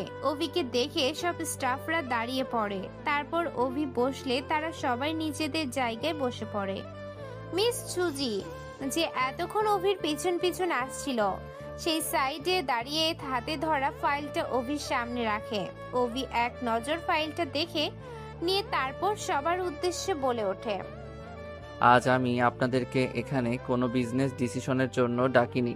আজ আমি আপনাদেরকে এটা বলতে দেখেছি যে কাল বাচ্চাদের অনাথ আশ্রমে এক্সিবিশনের প্রোগ্রামটা হতে চলেছে। তাই আপনারা আপনাদের সমস্ত ফ্যামিলি মেম্বারদেরকে নিয়ে ওখানে যাবেন এবং বাচ্চাদের বানানো প্রজেক্টগুলো কিনবেন এবং বাচ্চাদেরকে উৎসাহিত করবেন। আর আমাদের কোম্পানির যতগুলো ইনভেস্টর আছে তাদের কাছে প্রোগ্রামের ইনভিটেশন কার্ড পৌঁছে দেবেন। ওকে এভরিওয়ান? স্যার, আমাদের কোনো সমস্যা নেই, আমরা সবাই টাইমের মধ্যে পৌঁছে যাব। ওকে গুড, কারোর কোনো সমস্যা হওয়ারও কথা নয়। এইটুকু বলে অভি মিটিং রুম থেকে বেরিয়ে বাইরে আসে এবং তার পেছন পিছনে মিস সুজি অভিকে ফলো করে। অভি রুম থেকে বেরোনোর পর সব স্টাফগুলো যেন ভালো করে নিঃশ্বাস নিতে থাকে। এরপর চেয়ারের উপর বসতে বসতে বলে ওঠে, বসকে দেখলে আমাদের যেন নিঃশ্বাস আটকে যায়। এটাই বুঝতে পারি না যে আমরা নিজেদের শ্বাস নেব নাকি তার কথা শুনবো। পুরো মহলটাই যেন একটা আলাদা ভয়াবহ হয়ে ওঠে। শাট আপ ইউ ডাফার, তুমি তো খালি এতটুকুই দেখো যে টেনশন বেড়ে যায়, কিন্তু এই যে আমরা মেয়েদেরকে জিজ্ঞাসা করো একটু আমাদের উপর দিয়ে কে কি যায়। যখন তাকে আমরা কয়েক মাস অব্দি আমাদের অফিসে দেখতে পারি না, তখন আমাদের মনের উপর দিয়ে কি যায় তাকে একটাবার দেখার জন্য আমরা কিভাবে ছটফট করি। উফ, কি দেখতে, সত্যি যেন কোনো প্রিন্স। কি বডি, কি পার্সোনালিটি। আমি তো ওনার প্রেমে ঘায়েল হয়ে গেছি। যখন সামনে আসে তখন যেন রুমের টেম্পারেচারই বাড়িয়ে দেয়। খুব সুন্দর দেখতে একটি মেয়ে মুখের উপর হাত রেখে অভি যে দরজা দিয়ে বেরিয়ে গেল সেই দরজার দিকে তাকিয়ে বলে ওঠে, তোমাদের আবার হয়েছে নাকি আর কিছু ফালতু কথা তোমাদের বলার বাকি আছে? ভুলে যাচ্ছ এটা মিটিং রুম, যেখানে সিসিটিভি ক্যামেরাও ফিট করা আছে।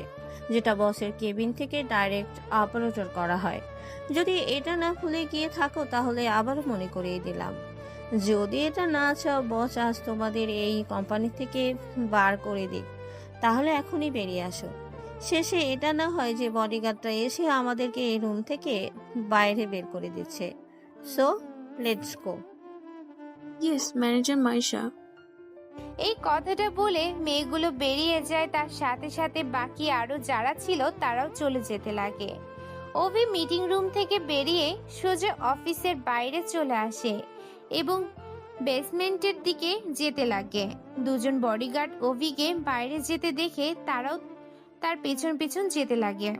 ওভি বেসমেন্টের দিকে যাচ্ছিল, ঠিক তখনই তার নজর বেলালের উপর পড়ে, যে কিনা রিসেপশন টেবিল পরিষ্কার করছিল। এটা দেখে ওভি তাড়াতাড়ি করে বেলালের কাছে যায় এবং তার হাত থেকে সেই কাগজটা কেড়ে নিয়ে বলে ওঠে, এই কাজটা আপনার নয়, এর জন্য আলাদা স্টাফ রাখা হয়েছে। তাহলে কেন আপনি এই কাজটা করছেন? সুজি, স্টাফ কোথায়? বেলাল কিছু বলতে যাবে তার আগেই 4 জন স্টাফ ওভির কাছে আসে এবং মাথা নিচু করে বলে ওঠে, সরি বস, আসলে আমরা অফিস পরিষ্কার করতে ব্যস্ত হয়ে পড়েছিলাম, আমাদের ক্ষমা করে দিবেন, আগে থেকে এরকম আর হবে না। ওভি তাদের কথা শুনে একবার বেলালকে দেখে, তারপর আবার আবাসিক কর্মচারীগুলোর দিকে দেখে, কড়া ভাবে বলে ওঠে, আগে থেকে এটা হওয়া চায় না, আর ওনার যা ডিউটি তিনি ওটাই করবেন। খবরদার, যদি নিজেদের কাজ ওনাকে দিয়ে করানোর চেষ্টা করেছো তাহলে এই অফিসে দ্বিতীয়বার তোমাদের দেখা যাবে না, বুঝেছো? এখন যাও, গিয়ে নিজেদের কাজগুলো করো। এই কথাগুলো বলে ওভি স্টাফদেরকে দেখতে থাকে। স্টাফগুলো ওভির কথা শুনে তাড়াতাড়ি করে নিজেদের কাজে লেগে পড়ে। আর বেলাল ওভির কাছে ক্ষমা চাইতে গেলে ওভি বলে ওঠে, দেখুন, আমি চাই না আপনি আপনার ডিউটি ছাড়া অন্য কোনো কাজ করুন। আমি এটা একদমই পছন্দ করি না। কেউ নিজের রেসপন্সিবিলিটি অন্য কারোর উপর চাপিয়ে দিক। আই হোপ আপনি বুঝতে পেরেছেন। বেলাল ওভির এরকম রূপ দেখে অবাক হয়ে কিছু বলতে পারেন না, যে কারণে সে নিজের মাথা দাঁড়িয়ে হ্যাঁ বলে। কারণ এই প্রথমবার ওভিকে একটু অন্যরকম লাগে বেলালের কাছে। বেলাল মনে মনে ভাবেন, বসের কি হয়েছে? সকাল অবধি তো সবই নর্মাল ছিল, তাহলে হঠাৎ করে এমন কি হলো বস? আমার সাথে কথা বলার জন্য এতটা ইতস্ত বোধ করছে।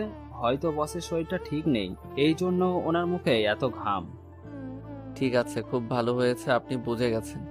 আসলে আমি বলছিলাম কি, কাল সন্ধেবেলা আপনিও আপনার ফ্যামিলি নিয়ে কালকের অনাথ আশ্রমের প্রোগ্রামটাতে আসবেন।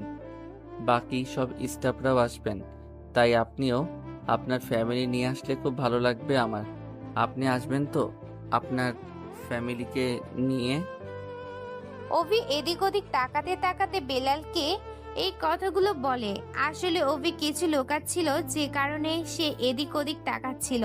বেলাল এতক্ষণ নিজের ভাবনাগুলোর মধ্যে পেঁচিয়ে যাচ্ছিল, কিন্তু ওভি নিজে এসে তাকে প্রোগ্রামে যাওয়ার জন্য ইনভাইট করছে। এটা দেখে রীতিমতো শকড হয়ে যায়, কিন্তু তবুও নিজের মাথা নাড়িয়ে হ্যাঁ বলে। ওভি কথাটা শুনে খুব খুশি হয়ে যায় এবং হালকা একটা স্মাইলের সাথে বলে ওঠে, ধন্যবাদ ইউ। আমি সেদিন আপনার এবং আপনার ফ্যামিলির সাথে দেখা করার অপেক্ষায় থাকব। আচ্ছা, আমি তাহলে এবার আসি। সন্ধেবেলায় আপনার বাড়িতে গাড়ি পৌঁছে দেব, যাতে প্রোগ্রামে আসতে আপনার এবং আপনার পরিবারের কোনো অসুবিধা না হয়। ইসমাইলের সাথে কথাটা বলে একবার বেলালকে দেখে ওভি সেখান থেকে চলে যায়। ওভিকে এত খুশি হয়ে যেতে দেখে বেলাল তার দিকে দেখতেই থাকে।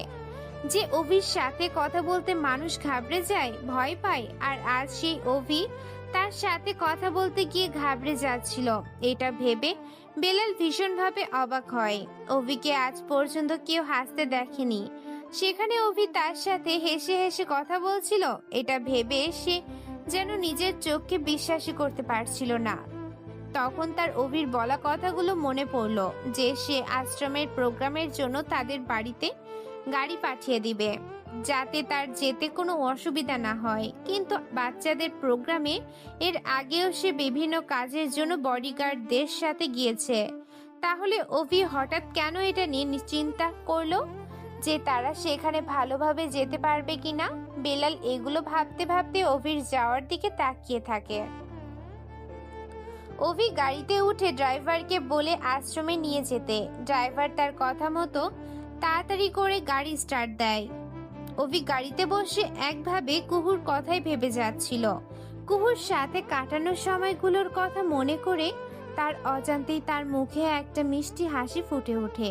এরপর অভি যখন আশ্রমে পৌঁছে যায় তখন সে গাড়ি থেকে নামে। তার মুখে কোনো হাসির ছাপ ছিল না, ছিল শুধু গম্ভীরতা। অভিকে গাড়ি থেকে নামতে দেখে ভানু এবং মিনা তার দিকে চলে আসে। তারা অভির কাছে এসে বলে, ওয়ালাইকুম আসসালাম বস, খুব ভালো হয়েছে যে তুমি চলে এসেছো। দেখো মিনা কত সুন্দর করে এই পুরো প্রোগ্রামের ডেকোরেশনটা করেছে। আশা করছি তোমার ওর কাজটা খুব ভালো লাগবে। বস, তোমার কেমন লাগলো এবার বলো? ওয়ালাইকুম আসসালাম ওয়া রাহমাতুল্লাহি। নাইস। ভানু আর মিনা দুজনেই অভির মুখে নাইস কথাটা শুনে ভীষণভাবে খুশি হয়ে যায় এবং এক অপরের দিকে তাকিয়ে দেখে। অতঃপর অভি বলে ওঠে, ভালো ডেকোরেশন করেছো তুমি, ধন্যবাদ ইউ। মিনা অভির মুখে ধন্যবাদ ইউ কথাটা শুনে এতটাই কতগত হয়ে যায় যে যখনই তাকে ওয়েলকাম বলতে যাবে কিন্তু অভির ইগনোরেন্স দেখে তার কথাটা মুখেই থেকে যায়। কিন্তু তবুও মুখের ওই ফ্যাকাশে ভাবটা কাটিয়ে একটা হাসি ফুটিয়ে অভিকে দেখতে থাকে, যে ভানুর কাঁধে হাত রেখে কথা বলছিল। কথাগুলো হচ্ছে, ভানু আঙ্কেল, তোমার কাজ হয়ে গেলে চলো আমার সাথে, কারণ তুমি আজকে বলেছিলে আমার সাথে ডিনার করবে, মনে আছে তো? ইয়েস বস, মনে আছে আমার। আপনার কথা ভুলে যাব সেটা কি করে হতে পারে? আর আপনার কথা অমান্য করা তো মানে তো মহাপাপ। সেটা আমি কি করতে পারি? ভানুর রকম অ্যাক্টিং দেখে অভি আর নিজেকে ধরে রাখতে পারে না। সে হেসে দেয়। ভানু হাসছিল, কিন্তু হঠাৎ করে ও অভিকে হাসতে দেখে সে যেন নিজের চোখকে বিশ্বাসই করতে পারছিল না। যে ছেলেটি কখনো হাসে না সে কিনা আজ এরকম প্রাণ খুলে হাসছে। কবি হাসি যেন পুরো জায়গাটাতে ছড়িয়ে পড়ে। অভিকে এইভাবে হাসতে দেখে বাকি সবাই চুপ হয়ে গিয়েছিল, যেন মনে হচ্ছিল চারিদিকে কেউ নেই। আসলে অভি কখনো হাসে না, তাই তাকে হাসতে দেখে সবাই এতটাই শকড হয়ে গিয়েছিল যে সবাই কথা বলা ভুলে গেছিল।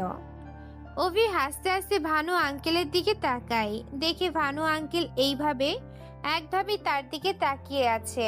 এরপর বাকি সবার দিকে তাকালে দেখে সবাই যেন ভূতের মতো তাকিয়ে দেখছে।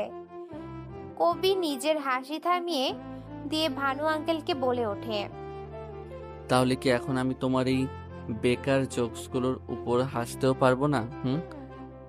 অভি ভালো আঙ্কেলকে কথাটা বলার পর বাকি স্টাফদের দিকে তাকিয়ে বলে, সবাই নিজের কাজে মন দাও, আমি যেন একটা ত্রুটিও এর মধ্যে না দেখি।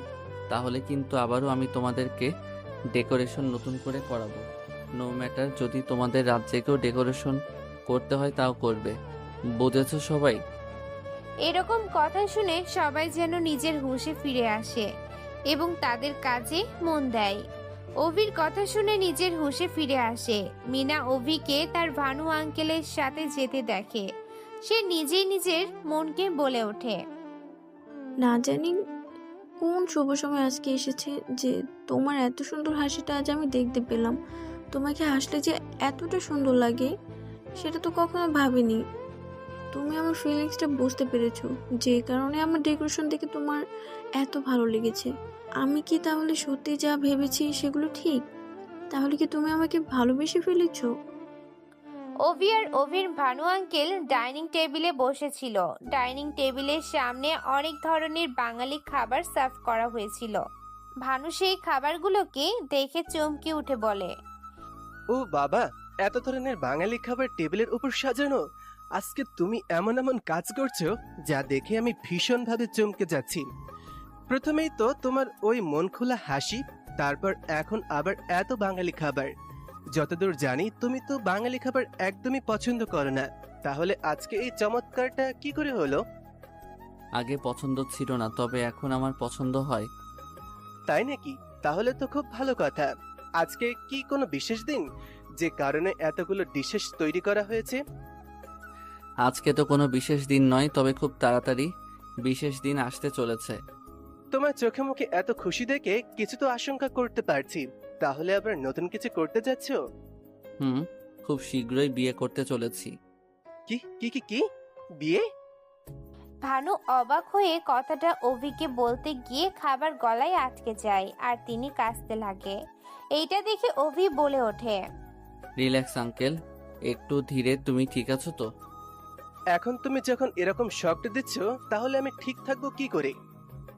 এখন ঠিক আছো তো তুমি? না, আগে তুমি বলো মেয়েটাকে, কোন ফ্যামিলির, কোথায় থাকে, কিছু তো বলো। সব জানতে পারবে তুমি, খালি একটু অপেক্ষা করো। এটা কিন্তু ঠিক নয়। আধা কথা বলে বাকিটা জানার জন্য অপেক্ষা করতে বলছো, কিন্তু আমি তো অপেক্ষা করতে পারছি না। আমার মধ্যে তো অস্থিরতা কাজ করছে। মেয়েটাকে সেটা না বলো, কিন্তু সে কেমন দেখতে সেটা তো অন্তত বলতে পারবে। অন্তত একটু হলেও তো স্বস্তি পাবো। কাল প্রোগ্রামে নিজেই দেখে নিও। এইটুকু বলেই অভি ডাইনিং টেবিল থেকে উঠে একটা মেয়েদের কাছে যায় যার হাতে বাউল আর একটা জগ ছিল। অভি সেখানে হাত ধরে নিয়ে হাতটা মুছে গার্ডেনের দিকে চলে যায়।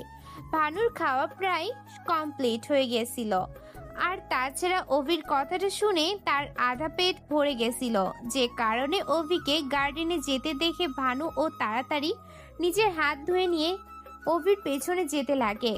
অন্যদিকে কুহু বাড়িতে খাবার খাওয়ার সময় প্রচুর পরিমাণে হেঁচকি তুলছিল, যেটা দেখে বেলাল বারবার কুহুকে হেঁচকি তুলতে দেখে পিঠে হাত বোলাতে বোলাতে বলে, কি হয়েছে তোমার মা, হঠাৎ এত হিচকি কেন উঠছে?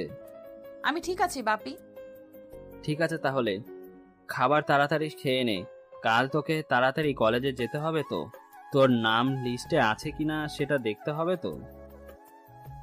ঠিক আছে বাপি। আচ্ছা বাপি, তোমাকে একটা কথা জিজ্ঞেস করার আছে। কি কথা কুহুমা? কুহু কিছু বলছে না দেখে আবারও রামদীপ জিজ্ঞেস করে, কুহু এতক্ষণ নিজের ভাবনার জগতে ডুবেছিল।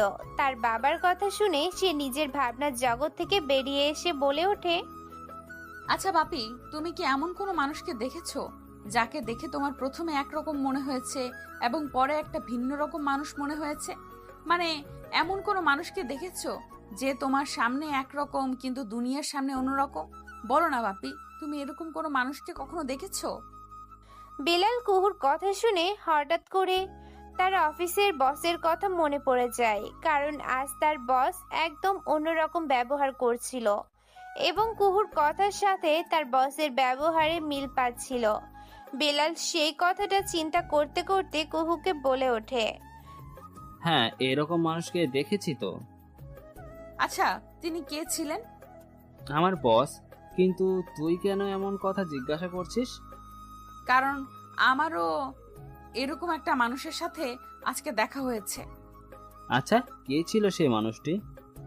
সেটা তো জানি না বাপি, কিন্তু তার সাথে অনেকগুলো বডিগার্ড ছিল এবং তাকে দেখে খুব বড়লোক মনে হচ্ছিল, কিন্তু তিনি অন্য বড়লোকদের মতো মোটেও ছিলেন না, কারণ তিনি তার টাকা পয়সা যাদের দরকার তাদেরকে দিয়ে হেল্প করেন। এটা আমার প্রথম সাক্ষাৎকারে মনে হয়েছিল, কিন্তু তারপর আমি তার অন্য একটা রূপ দেখি যেখানে সে তার পাওয়ার ব্যবহার করছিল। সেই মুহূর্তে সেই মানুষটাকে একদম অন্য একটি মানুষ মনে হচ্ছিল। আমি বুঝতে পারছি না আসলে তার সত্যিকারের রূপটা কোনটা। আমার মনে হয় সব মানুষই সেই রকম নয় যেটা সেই দুনিয়াকে দেখায়, কারণ দুনিয়াতে সবাই দেখে সেটা যে দেখাতে চায়, কিন্তু যারা তাকে বোঝে জানে তারাই সেই মানুষটার আসল ব্যক্তিত্ব জানতে পারে। আর তাছাড়া কোনো মানুষকে একবার দেখলে সে কি রকম সেটা বোঝা যায় না। তাই তুমি খামোখা এইসব নিয়ে ভাবছো। তুমি ঠিক বলেছো বাপি, আমি শুধু শুধু নিজের মাথাটা এসবে লাগাচ্ছিলাম। বেলালকে হাসতে দেখে তার মেষ মুখের পানে তাকিয়ে থাকে। তখনই তার কিছু কথা মনে পড়ে আর বলে ওঠে, আচ্ছা শোনো, একটা জরুরি কথা বলার ছিল, সেটা আমি বলতে ভুলে গেছিলাম। কি জরুরি কথা বাপি? আসলে কালকে অনাথ আশ্রমে একটা এক্সিবিশনের প্রোগ্রাম রাখা হয়েছে, তাই সমস্ত স্টাফদেরকে বস ইনভাইট করেছে, সেই জন্য তোমাকেও কাল আমার সঙ্গে সেখানে যেতে হবে। কিন্তু বাপি, কাল আমি তোমার সাথে কি করে যাব? কারণ আকাশ নীলিমার সাথে কাল কাল আমার একটা প্রোগ্রামে যাওয়ার আছে। তো কি হয়েছে, তুমি আকাশ নীলাকেও আমাদের সাথে নিয়ে নিও, ওরাও তাহলে তোমার সাথে ওই প্রোগ্রামে যাবে, আর ওখানে না হয় তোমরা আনন্দ করো। ঠিক আছে বাপি, তাহলে আকাশকে ফোন করে বলে দিই যে তার গাড়িতে করে নীলিমাকে নিয়ে আমাদের বাড়িতে যেন আসে, আর সন্ধেবেলা আমরা সবাই তার গাড়িতে করে ওখানে যাব। সেটা দরকার নেই, কারণ প্রোগ্রামে যাওয়ার জন্য আমাদের জন্য কাল বিকেলে বস বলেছে গাড়ি পাঠিয়ে দেবেন। বাপি, তোমার বস একটু বেশি দয়ালু নয় কি? হ্যাঁ, বস খুব দয়ালু, কিন্তু সেটা সবাইকে বোঝাতে চায় না। এরপর কুহু কিচেনের কাজ করে নিজের রুমে চলে যায়। কুহুর বাবাও খাবার খেয়ে শুতে চলে যায়। কুহু সকালে তাড়াতাড়ি উঠে ব্রেকফাস্ট করে কলেজের উদ্দেশ্যে বেরিয়ে পড়ে। কলেজ ক্যাম্পাসে গিয়ে দেখে সেখানে প্রচুর ভিড়। কুহু ভিড় দেখে সেই দিকে এগোতে লাগলে হঠাৎ করে দূর থেকে একটা জিন্স পরা মেয়ে এসে হাঁপাতে হাঁপাতে কুহুকে বলে, কলেজে এবারে এমবিএ স্টুডেন্টদের অ্যাডমিশন ক্যান্সেল করিয়ে দেওয়া হয়েছে। এই বছর আমাদের কারোরই অ্যাডমিশন হবে না, নোটিশ বোর্ড এটাই লেখা আছে। কি বলছিস? কিন্তু এটা কি করে হতে পারে? আর এরকম হঠাৎ করে যদি অ্যাডমিশন নেওয়ারই ছিল না, তাহলে আমাদেরকে দিয়ে ফর্ম ফিল আপ কেন করালো? এরা এরকম কি করে করতে পারে নীলিমা? এখন যদি অ্যাডমিশন ক্যান্সেল হয়ে যায়, তাহলে তো আমাদের একটা বছর বরবাদ হয়ে যাবে। আমাদের এত পরিশ্রম সব কি তাহলে জলে চলে গেল? না না, তারা এরকম করতে পারে না, নিশ্চয়ই কোনো উপায় হবে। সেটাই তো বলছি কুহু, আর যদি আমরা কোনো বড় লোকের মেয়ে হতাম তাহলে কি এরা এইরকম করার সাহস দেখাতো? যেহেতু আমরা গরিব, আমাদের কাছে বেশি টাকা পয়সা নেই, সেই জন্য এনারা নিজেদের মন মর্জি করে। যখন মন চাইলো আমাদেরকে দিয়ে ফর্ম ফিল আপ করিয়ে নিল, আবার যখন চাইলো ক্যান্সেল করে দিল। এটা তো ভীষণ অন্যায়। আর যদি আমাদের আর কোনো বড়লোকের ঘরের মেয়ে হতাম, কিংবা কোনো বড় মানুষের সাথে আমাদের কন্ট্রাক্ট থাকতো, তাহলে হয়তো আমাদের সাথে এই রকম হতো না, আমাদের ফর্ম ক্যান্সেল হতো না। তাহলে আমরা এখন কি করব? আমাদের কাছে তো সেরকম কোনো সোর্স তো নেই। তাহলে কি আমাদের অ্যাডমিশন ক্যান্সেল হয়ে যাবে? না। তখনই পিছন থেকে একটা ছেলে উত্তর দেয়। আওয়াজ শুনে কুহু আর নীলিমা পিছনে ঘুরে দেখে একটা লম্বা খুব হ্যান্ডসাম ছেলে, দেখতে ফর্সা, নীল চোখের অধিকারী, স্টাইলের সাথে দাঁড়িয়ে আছে। ছেলেটাকে দেখে কুহু তাকে বলে ওঠে, তার মানে কি আকাশ? ছেলেটা সেই খামটা খুলে একটা লেটার বার করে ওদেরকে পড়ে শোনায়। এটা তো অ্যাপ্লিকেশন ফর্ম ক্যান্সেল না করার জন্য আর সব স্টুডেন্টদের সিগনেচার করতে হবে যারা নিউ অ্যাডমিশন নিতে চাইছিল। কিন্তু এটা দ্য বস অভির সিগনেচার লাগবে কেন? এই ফর্মটা প্রফেসর আদিত্য স্যার দিয়েছেন। তুমি তো জানো আদিত্য স্যার বাবার খুব ভালো বন্ধু, সেই জন্য উনি অ্যাডমিশন ক্যান্সেল হবার কথাটা জানার পর উনি আমাকে নিজে ডেকে এই ফর্মটা দিয়েছেন। কারণ আমি জানি কলেজের ডিনের নোটিশ কেউ যদি ডিসমিস করতে পারেন, সেটা শুধুমাত্র দা বস অভি চৌধুরী পারবেন। আর দা বস অভি চৌধুরী এই শহরের সব থেকে পাওয়ারফুল মানুষ। আর এই ফর্মে যদি দা বস অভি চৌধুরী একটা সিগনেচার থাকে, তাহলে কলেজের ডিন স্বয়ং আমাদের বাড়ি গিয়ে রিকোয়েস্ট করে আমাদেরকে এই কলেজে অ্যাডমিশন করিয়ে দেবেন, তাও খুশি খুশি। নীলিমা এক্সাইটেড হয়ে আকাশকে জড়িয়ে ধরে, বলে ওঠে, সত্যি আকাশ, আমি জানতাম এই পথে কেউ যদি আমাদেরকে বার করতে পারে, সেটা শুধুমাত্র Akash. I am really proud of you Akash, thank you so much. এই কথাটা শোনার পর আকাশ তাকে নিজের থেকে একটু দূরে করে মুখ বাঁকিয়ে বলে, এই মোটি নিজের উপর একটু কন্ট্রোল রাখ। যখন দেখি তখন খালি আমার উপর চিপকে যাস। এত চিকটু কেন রে তুই? এরপর যদি দেখি তুই আমার সাথে চিল্লাচিল্লি করার চেষ্টা করেছিস, তাহলে দেখিস মোটি তোর কি করি আমি। কুহু আকাশের কথাটা শুনে যে তাকে কিছু বলতে যাবে, ঠিক তখনই রেগে গিয়ে তাদের মাঝখানেই বলে ওঠে, shut up both of you. এখানে এত সিরিয়াস একটা কথা চলছে, আর তার মধ্যে তোরা কুকুর বিড়ালের মতো ঝগড়া চালু করলি। Please be serious. আকাশ, তুই যখন এখন জানিস আমাকে কি করতে হবে। So I think let's start the work. আজকে আমরা সব স্টুডেন্টদের মানে যারা যারা অ্যাডমিশন নিতে চায় তাদের সিগনেচার করিয়ে নেব, আর তারপর আমরা যাব দা বস অভি চৌধুরীর কাছে।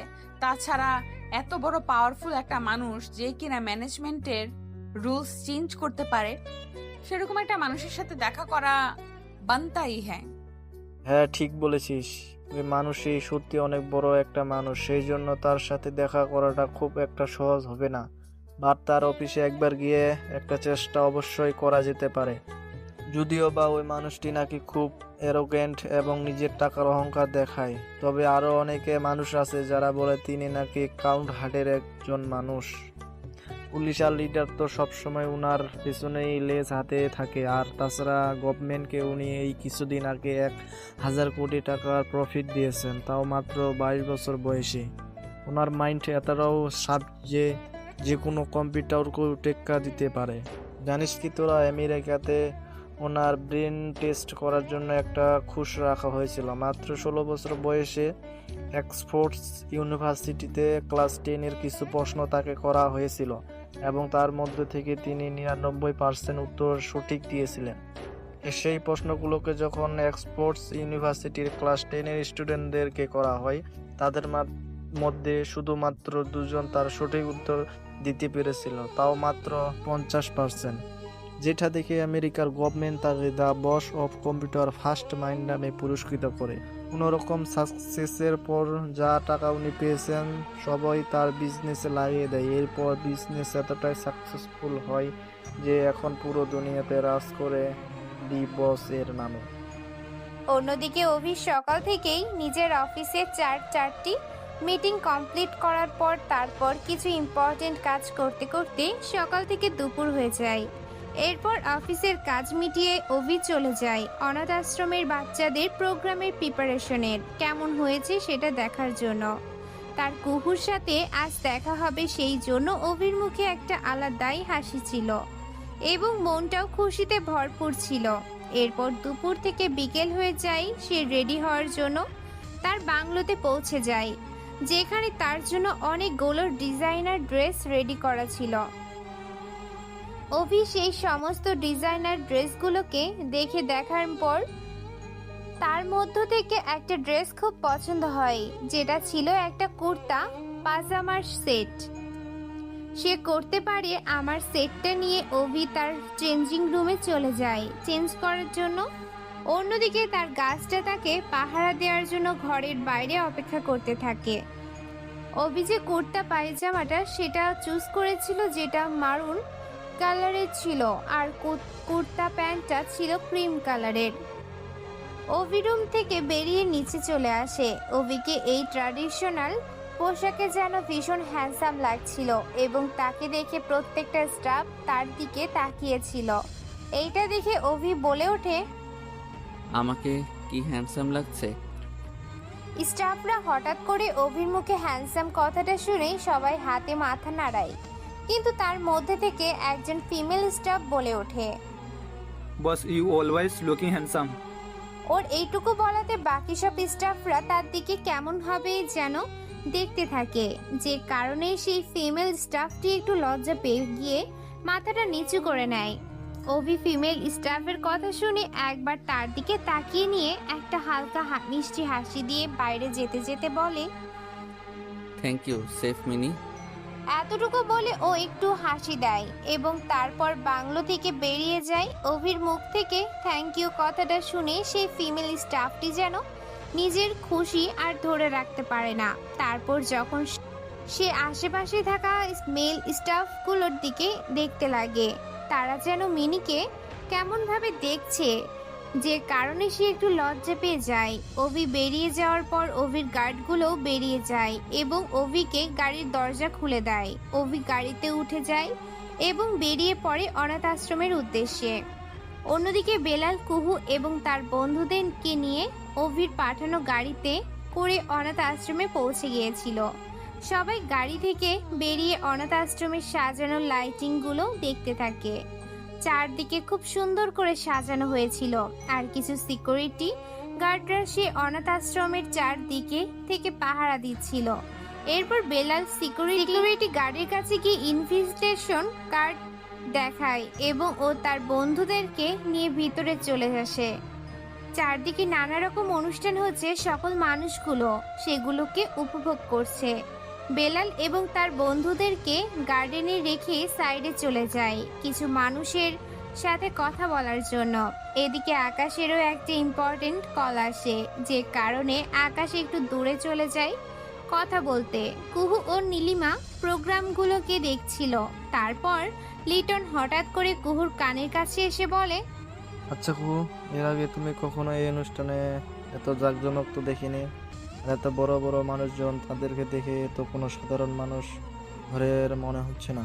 আর তাছাড়া আশেপাশে এত বডিগার্ড রয়েছে, এটা দেখে তো কোনো সোসাইটির অনুষ্ঠান মনে হচ্ছে, বা কিংবা কোনো রকম ছোটোখাটো প্রোগ্রাম বলে মনে হচ্ছিল। কেমন যেন ফিল হচ্ছে এটা কোনো বড় লোকের অনুষ্ঠান।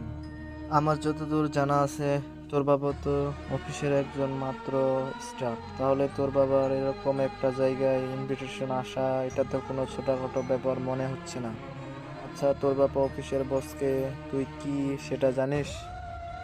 কুহু ও যেন খুব চমকে যাচ্ছে। চারদিকে মানুষজন এবং অনুষ্ঠানের জাঁকজমক দেখে সে নীলিমাকে বলে, না, কখনোই না। আর না, আমি জানি বাপের কোম্পানির বসকে। আসলে কখনো এমন সুযোগ হয়নি যে বাপের অফিসে আমাকে যেতে হয়েছে কিন্তু সেই সম্পর্কে জানার। তবে বাপি মাঝে মধ্যে তাদের বসের কথা বলে ঠিকই, কিন্তু আমি জানি না তার বসকে। কুহু এতটুকু বলার পর কিছু মেয়েদের ফুসুর ফুসুর আওয়াজ আসতে শুরু হয়, যেটা শোনার জন্য নীলিমা আর কুহু অবাক হয়ে একে অপরের দিকে তাকিয়ে দেখতে লাগে। মেয়েগুলোর কথা ভালো করে শোনার জন্য তারা দুজন মেয়েগুলোর একটু কাছে চলে যায় আর শুনতে পায়, আমি তো কখন থেকে খালি তার এক ঝলক দেখার জন্য অপেক্ষা করছি। সে যে আমার স্বপ্নের রাজকুমার। রিমি, শুধু তুমি না, তার অপেক্ষায় তো আমিও বসে আছি। সে যে আমারও স্বপ্নের রাজকুমার, না জানি কখন আসবে বস। রিমি, রেশমা, তোমার আবার শুরু করে দিয়েছো? তোমাদের মনে আছে তো বস আমাদেরকে কি বলেছিল? এখানে অনুষ্ঠানে সামিল হতেই বলেননি, তার সাথে বাচ্চাদের এক্সপিরিয়েন্সগুলোকেও কিনতেও বলেছে, তার সাথে বাচ্চাদেরকে উৎসাহ করতে বলেছে।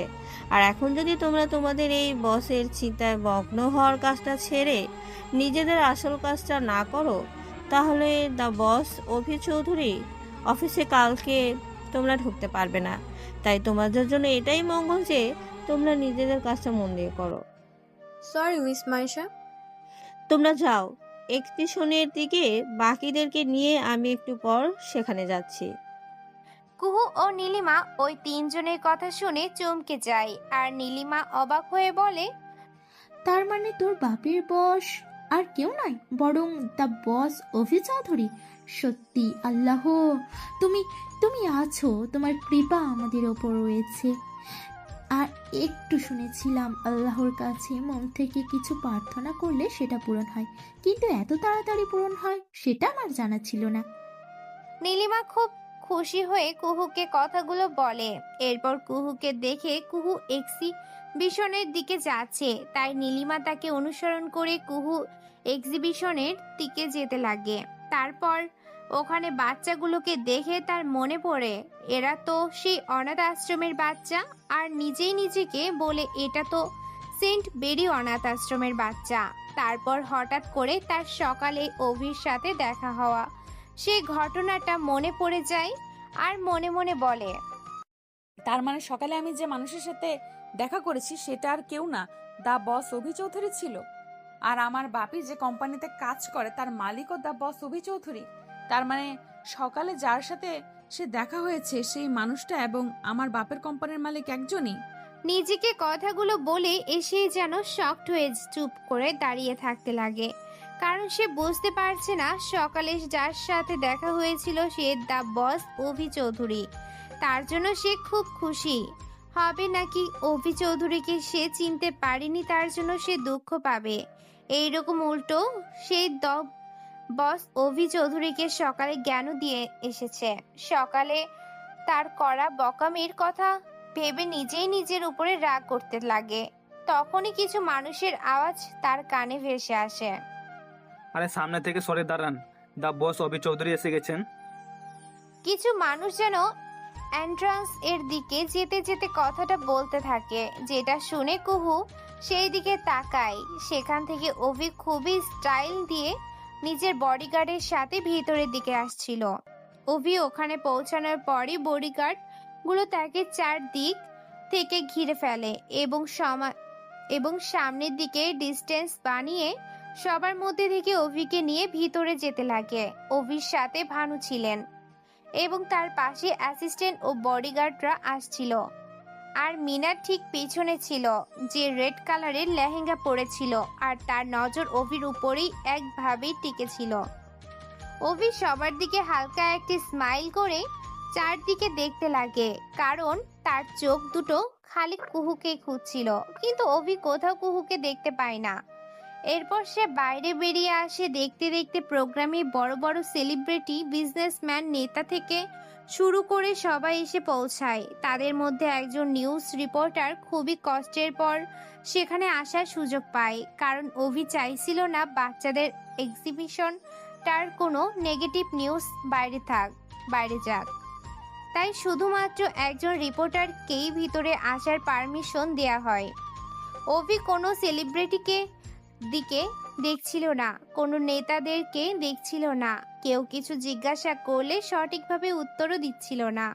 ভানু এই জিনিসটা নোটিস করে যে অভির নজর যেন চারদিকে কাউকে খুঁজে যাচ্ছে। তখন সে বলে, বস, তোমার কি কোনো প্রবলেম হচ্ছে? অভি তার ভানু আঙ্কেলের দিকে একবার তাকিয়ে তারপর মাথা নাড়িয়ে না বলে দেয়। তখন ভানু আবার বলে ওঠে, বস, সুপার মডেল এসেছে, আপনি কি দেখা করতে চান? ভানু ধীরে ধীরে অভিকে কথাগুলো বলে, যে কিনা এখন সামনের দিকে তাকিয়ে হাঁটছিল। ভানু অভিকে এক্সিবিশন এর দিকে এগোতে দেখে নিজেই গেস্টদেরকে অ্যাটেন্ড করে এবং তাদেরকে নিয়ে এক্সিবিশনের দিকে যেতে লাগে। মোনা অভিকে অনেকক্ষণ ধরে দেখছিল, কারণ আজ অভিকে খুবই হ্যান্ডসাম লাগছিল। মোনা যেন একভাবে অভিকে দেখেই যাচ্ছিল, কিন্তু অভি তাকে একবারও দেখছিল না। সেই জন্য অভির অ্যাটেনশন পাওয়ার জন্য সে বলে ওঠে, অভি, আই মিন বস, দেখো না বাচ্চারা কত সুন্দর করে জিনিস তৈরি করেছে। স্টলের উপর থেকে চীনামাটির একটা পট উঠিয়ে নিয়ে অভিকে কথাগুলো বলে। বাচ্চারা সত্যি খুব সুন্দর করে এই পটগুলোকে ডিজাইন করেছিল, আর তার মধ্যে প্রচুর কালার্স ও ইউজ করেছিল। মোনা অভির অ্যাটেনশন পাওয়ার জন্য বাচ্চাদের সাথে একগাল হাসি দিয়ে কথা বলতে লাগে। এই বাচ্চাগুলো এতই ট্যালেন্টেড যে তারা যাই বানায় সেগুলোই খুব সুন্দর এবং ইউনিক হয়। তুমি এগুলো কিনে নিজের ঘরে ডেকোরেট করতে পারো। মিস মোনার বাড়িতে এই ফ্লাওয়ার পটগুলো ডেলিভার করে দিও। এগুলো কম হবে নাকি আরও কিছু অর্ডার করতে চাও? অভি এতটুকু বলে সামনের দিকে স্টলে বাচ্চাদেরকে দেখে সেদিকে এগিয়ে যায়। মোনা বুঝতে পারছিল না যে সে কি বলবে, কারণ এতগুলো ফ্লাওয়ার পট নিয়ে সে কি করবে। তখনই ভানু মোনাকে ওভাবে দাঁড়িয়ে থাকতে দেখে বলে ওঠে, ইয়েস বস, আই থিঙ্ক এগুলো এনাফ। মনে হয় তুমি কি আবারও বসের চোখে নিচে নামতে চাও? যদি না চাও তাহলে কোনো এমন কাণ্ড করবে না যেটার কারণে বস তোমাকে প্রোগ্রাম থেকে যাওয়ার জন্য বলে দেয়। তুমি জানো তো, বস কোনো মানুষের চেহারা 2 মিনিট দেখেই বলে দিতে পারে তার মাথায় কি চলছে। মোনা ওখানেই দাঁড়িয়ে পড়ে। ভানুর বলা কথাগুলো ভাবতে থাকে। অভিসব বাচ্চাগুলোর কাছে এক এক করে যায় আর তাদের বানানো জিনিসগুলোকে দেখতে লাগে। কিছু মেয়েরা নিজের হাতে সেলাই করে ড্রেস, ডল, টেডি বিয়ার, কুশল বানিয়েছে। অন্যদিকে ছেলেরা বিভিন্ন ধরনের মেশিন বানিয়েছে যেগুলোর দৈনন্দিন কাজে ব্যবহৃত করা যায়। অভি তাদের এই এক্সিবিশনগুলো দেখে ভীষণভাবে খুশি হয় এবং প্রত্যেকটা জিনিস কিনতে লাগে, যা দেখে বাচ্চারা ভীষণ খুশি হয়ে যায়। অভিকে দেখে সে এক্সিবিশনে বিভিন্ন রকম সেলিব্রিটি এবং লিডাররা আসে, যারা অভির সামনে ভালো সাজার জন্য বাচ্চাগুলোর এক্সিবিশনে আনা জিনিসগুলোকে উঁচু দামে কিনে দেয়। এরপর অফিসের স্টাফরাও বাচ্চাদের বানানো জিনিসগুলোকে কিনতে লাগে। বাকি যেসব ইনভেস্টররা ছিল তারা সত্যি সত্যি বাচ্চাদের তৈরি করা জিনিসগুলো দেখে খুবই খুশি হয় এবং কিভাবে বানিয়েছে সেগুলো দেখতে লাগে আর সেই জিনিসগুলোকে কিনতে লাগে। কিছু কিছু বাচ্চার কাজ এত পছন্দ হয়ে যায় যে সেই ইনভেস্টরগুলো তাদের কার্ড দিয়ে বলে ফিউচারে তাদের সাথে যুক্ত হতে, যা দেখে বাচ্চারা ভীষণভাবে খুশি হয়ে পড়ে এবং হাসতে হাসতে তাদেরকে ধন্যবাদ জানায়। অভি বাচ্চাগুলোকে খুশি দেখে সেও খুশি হয়ে যায়। এরপর সামনের দিকে এগিয়ে যায় যেখানে বিভিন্ন রকম নাচ গানের অনুষ্ঠান চলছিল। অভি সব জায়গাতেই কুহুকে খুঁজছিল, কোথাও দেখতে না পেয়ে সে একটু চিন্তায় পড়ে যায়। অভির মুখে একটা চিন্তার ছাপ ফুটে ওঠে। হঠাৎ করে তার বেলালের কথা মনে পড়ে। তখন সে বেলালকে খুঁজতে লাগে। দূরে কিছু লোকজনের সাথে বেলালকে কথা বলতে দেখে একটু শান্তি পায়। উনি যখন এখানে আছেন তার মানে কুহুও নিশ্চয়ই আশেপাশে আছে, কিন্তু কোথায় আছে আমি খুঁজে পাচ্ছি না কেন ওকে। কে কোথায় আছে বস? অ্যাসিস্ট্যান্ট অভির পাশেই দাঁড়িয়েছিল। অভির কথা শুনতে পেয়ে কথাটা বলে। অভি অ্যাসিস্ট্যান্টের কথা শুনে কিছু চিন্তা করে বলে ওঠে, অফিসের সব স্টাফ মেম্বারদেরকে বলো বাড়ি যাওয়ার আগে যেন তার পরিবারের সাথে আমার সাথে দেখা করে যায়। ওকে বস। কিছুক্ষণের মধ্যে সব স্টাফগুলো এক এক করে তাদের পরিবারকে নিয়ে অভির সাথে দেখা করতে আসে। অভি সবার সাথে দেখা করবে বলে মেয়েগুলো যেন জ্যাকপট হাতে নিয়ে যায়। যারা কখনো ভাবেওনি অভির সাথে দেখা হবে তারাও দৌড়ে দৌড়ে যাচ্ছিল অভির সাথে দেখা করতে। একটা মেয়ে অভির কাছ থেকে গিফট নেওয়ার পর বলে ওঠে, বস, you are looking handsome and thank you for this. It's very beautiful. Miss Rimi Sen, এটাই আপনার নাম তো? Boss, you know my name? Yes. আর শুধু তোমার নামই না, আপনি অফিসে কি কি করেন অফিসের কাজ ছাড়াও সেগুলো আমার জানা আছে, বিকজ সমস্ত অফিসের ক্যামেরাগুলো আমার চোখে ফিট করা আছে। So be careful miss Rimi. Abhi বাঁকা একটা হাসি দিয়ে রিমির দিকে তাকিয়ে কথাগুলো বলে, যা দেখে রিমির ফেসের সব রং উড়ে গিয়েছিল। থ্যাংক ইউ আমার তারিফ করার জন্য। এবার যান গিয়ে প্রোগ্রামটাকে এনজয় করুন। অভি মেয়েটা যাওয়ার পর বেলাল যখন একা তার কাছে আসে তখন বেলাল কিছু বলার আগেই অভি বলে ওঠে, থ্যাংক ইউ এখানে আসার জন্য। আপনি একা এসেছেন মানে আমি তো সবাইকে পরিবার নিয়ে আসতে বলেছিলাম, তাই জিজ্ঞাসা করলাম। না না বস, আপনি ধন্যবাদ কেন জানাচ্ছেন? এটা তো আমার কর্তব্য। কিন্তু আমি কি একা আসিনি? আমার মেয়ে কুহু আমার সাথে এসেছিল তার বন্ধুদেরকে নিয়ে, কিন্তু তারা হঠাৎ করে আমার মেয়ের কলেজের কিছু কাজ এসে পড়েছিল, সেই জন্য ওকে যেতে হলো। আসলে বস, ওর কলেজে অ্যাডমিশন নিয়ে কোনো একটা সমস্যা হয়ে গেছে, যে কারণে ও খুব চিন্তিত আছে বস, এই জন্য ওকে যেতে হলো। আপনার খারাপ লেগেছে সেই জন্য আমি ওর তরফ থেকে আপনার কাছে ক্ষমা চাইছি।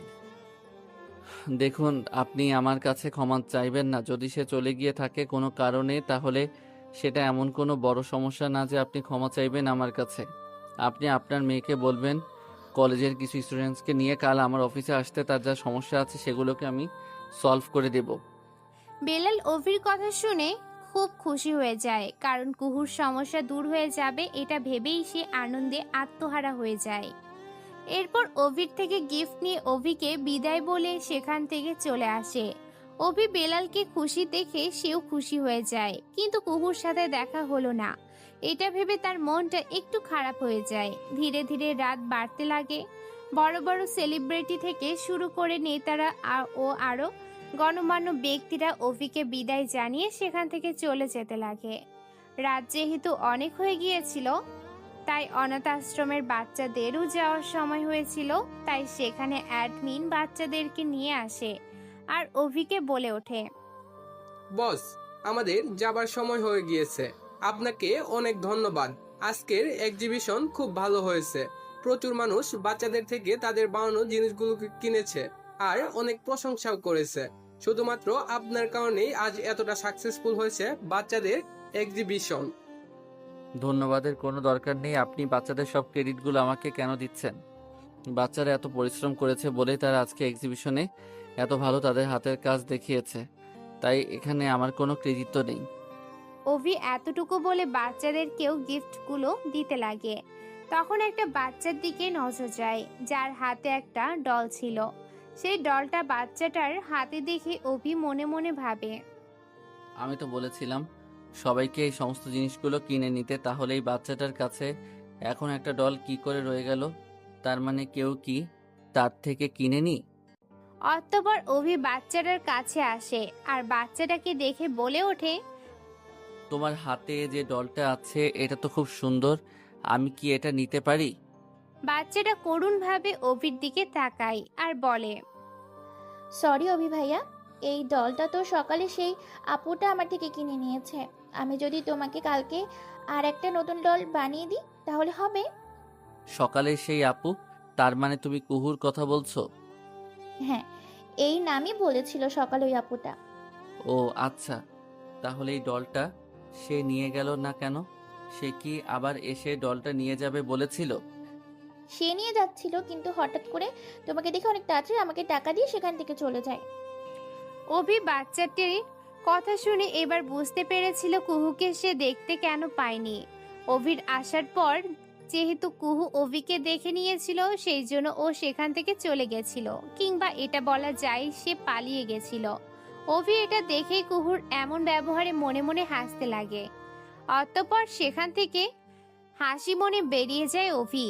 অভি বাড়িতে গিয়ে ফ্রেশ হয়ে ঘুমিয়ে পড়ে। পরের দিন সকালে অভি খাওয়া দাওয়া করে ফ্রেশ হয়ে চলে যায় নিজের অফিসে। অন্যদিকে নীলিমা ফোন করেছে কুহুকে। কুহু ফোন রিসিভ করতেই নীলিমা ফোনের ওপাশ থেকে বলে ওঠে, কি রে কুহু, তুই কলেজে অ্যাডমিশন নিলি না? তার জন্য তো তোকে কলেজে গিয়ে পারমিশন নিতে হবে। ও সরি রে, ভুলে গিয়েছিলাম যে আজকে আমাকে কলেজে অ্যাডমিশন নেওয়ার জন্য পারমিশন নিতে হবে। ওকে, আর দেরি না করে দ্রুত ভার্সিটির উদ্দেশ্যে রওনা দে। আমিও বের হচ্ছি বাসা থেকে। ওকে ঠিক আছে, তুই রওনা দে, আমিও যাচ্ছি। আর হ্যাঁ, আকাশকে বলে দিস সেও আমাদের সাথে যাবে, আমার একা যেতে ভয় লাগে। তারপর কুহু বিছানা না থেকে উঠে কোনো রকমে ফ্রেশ হয়ে খাওয়া দাওয়া করে ভার্সিটির উদ্দেশ্যে রওনা দেয়। কিছুক্ষণের মধ্যে ভার্সিটিতে পৌঁছে যায়। ভার্সিটির গিয়ে প্রিন্সিপালের রুমে যায়। সেখানে গিয়ে বলে ওঠে, may I come in sir? আমি কি ভেতরে আসতে পারি? Yes, coming. তুমি ভিতরে আসতে পারো।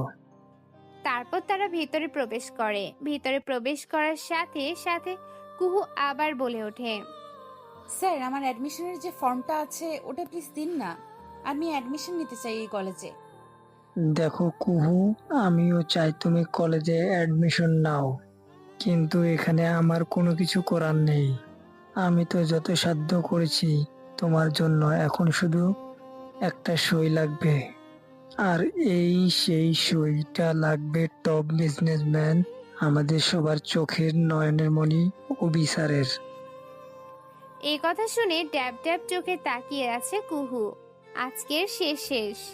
কুহু এবার মনে মনে বলে ওঠে, ওই বজ্জাদের কাছে যাওয়ার মানে তো আমি শেষ। তাই হারামজাদাটা আমাকে দেখতে এই কুত্তার মতো জিব্বা বের করে রাখে। কি রে, কিছু বলছিস না কেন? তা তুই যাবি কিনা বল। না গিয়ে কি আর কোনো উপায় আছে? আজরাইলের নাম নিলে তো আজরাইলের কাছে যেতেই হবে। ওকে স্যার, ঠিক আছে, আপনি আমাকে ফর্মটা দিন, আমি ওনার কাছ থেকে সই করে নিয়ে আসি। এরপর কাগজটা নিয়ে কুহু, আকাশ এবং নীলিমা চলে যায় অভির অফিসে। কুহু সেখানে গিয়ে বলে ওঠে, স্যার, আমার এই কাগজে একটা সই করে দিন না প্লিজ। দিতে পারি, তবে একটা শর্তে, আর সত্যটা তোমাকে একাই বলবো। আচ্ছা, তোমরা সবাই বাইরে যাও, ওর সাথে আমার কিছু কথা আছে। তেমন কিছু না, চেয়ারে বসো, আমি বলছি। কিন্তু স্যার, কি কথা বলবেন প্লিজ দ্রুত করুন। দেখো কুহু, আমি তোমাকে ভালোবাসি এবং তোমাকে বিয়ে করতে চাই।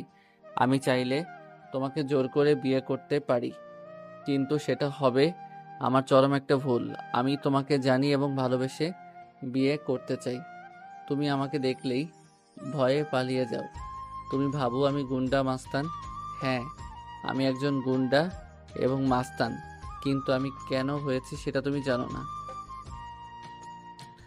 আমি তোমাকে সবসময় সুখে রাখবো, ভালোবেসে আগলে রাখবো, এবং আমি মাফিয়া হওয়ার কারণটা তোমাকে খুলে বলবো, কিন্তু আমি তোমাকে বিয়ে করতে চাই। কিন্তু আপনাকে দেখলে আমার ভয় লাগে।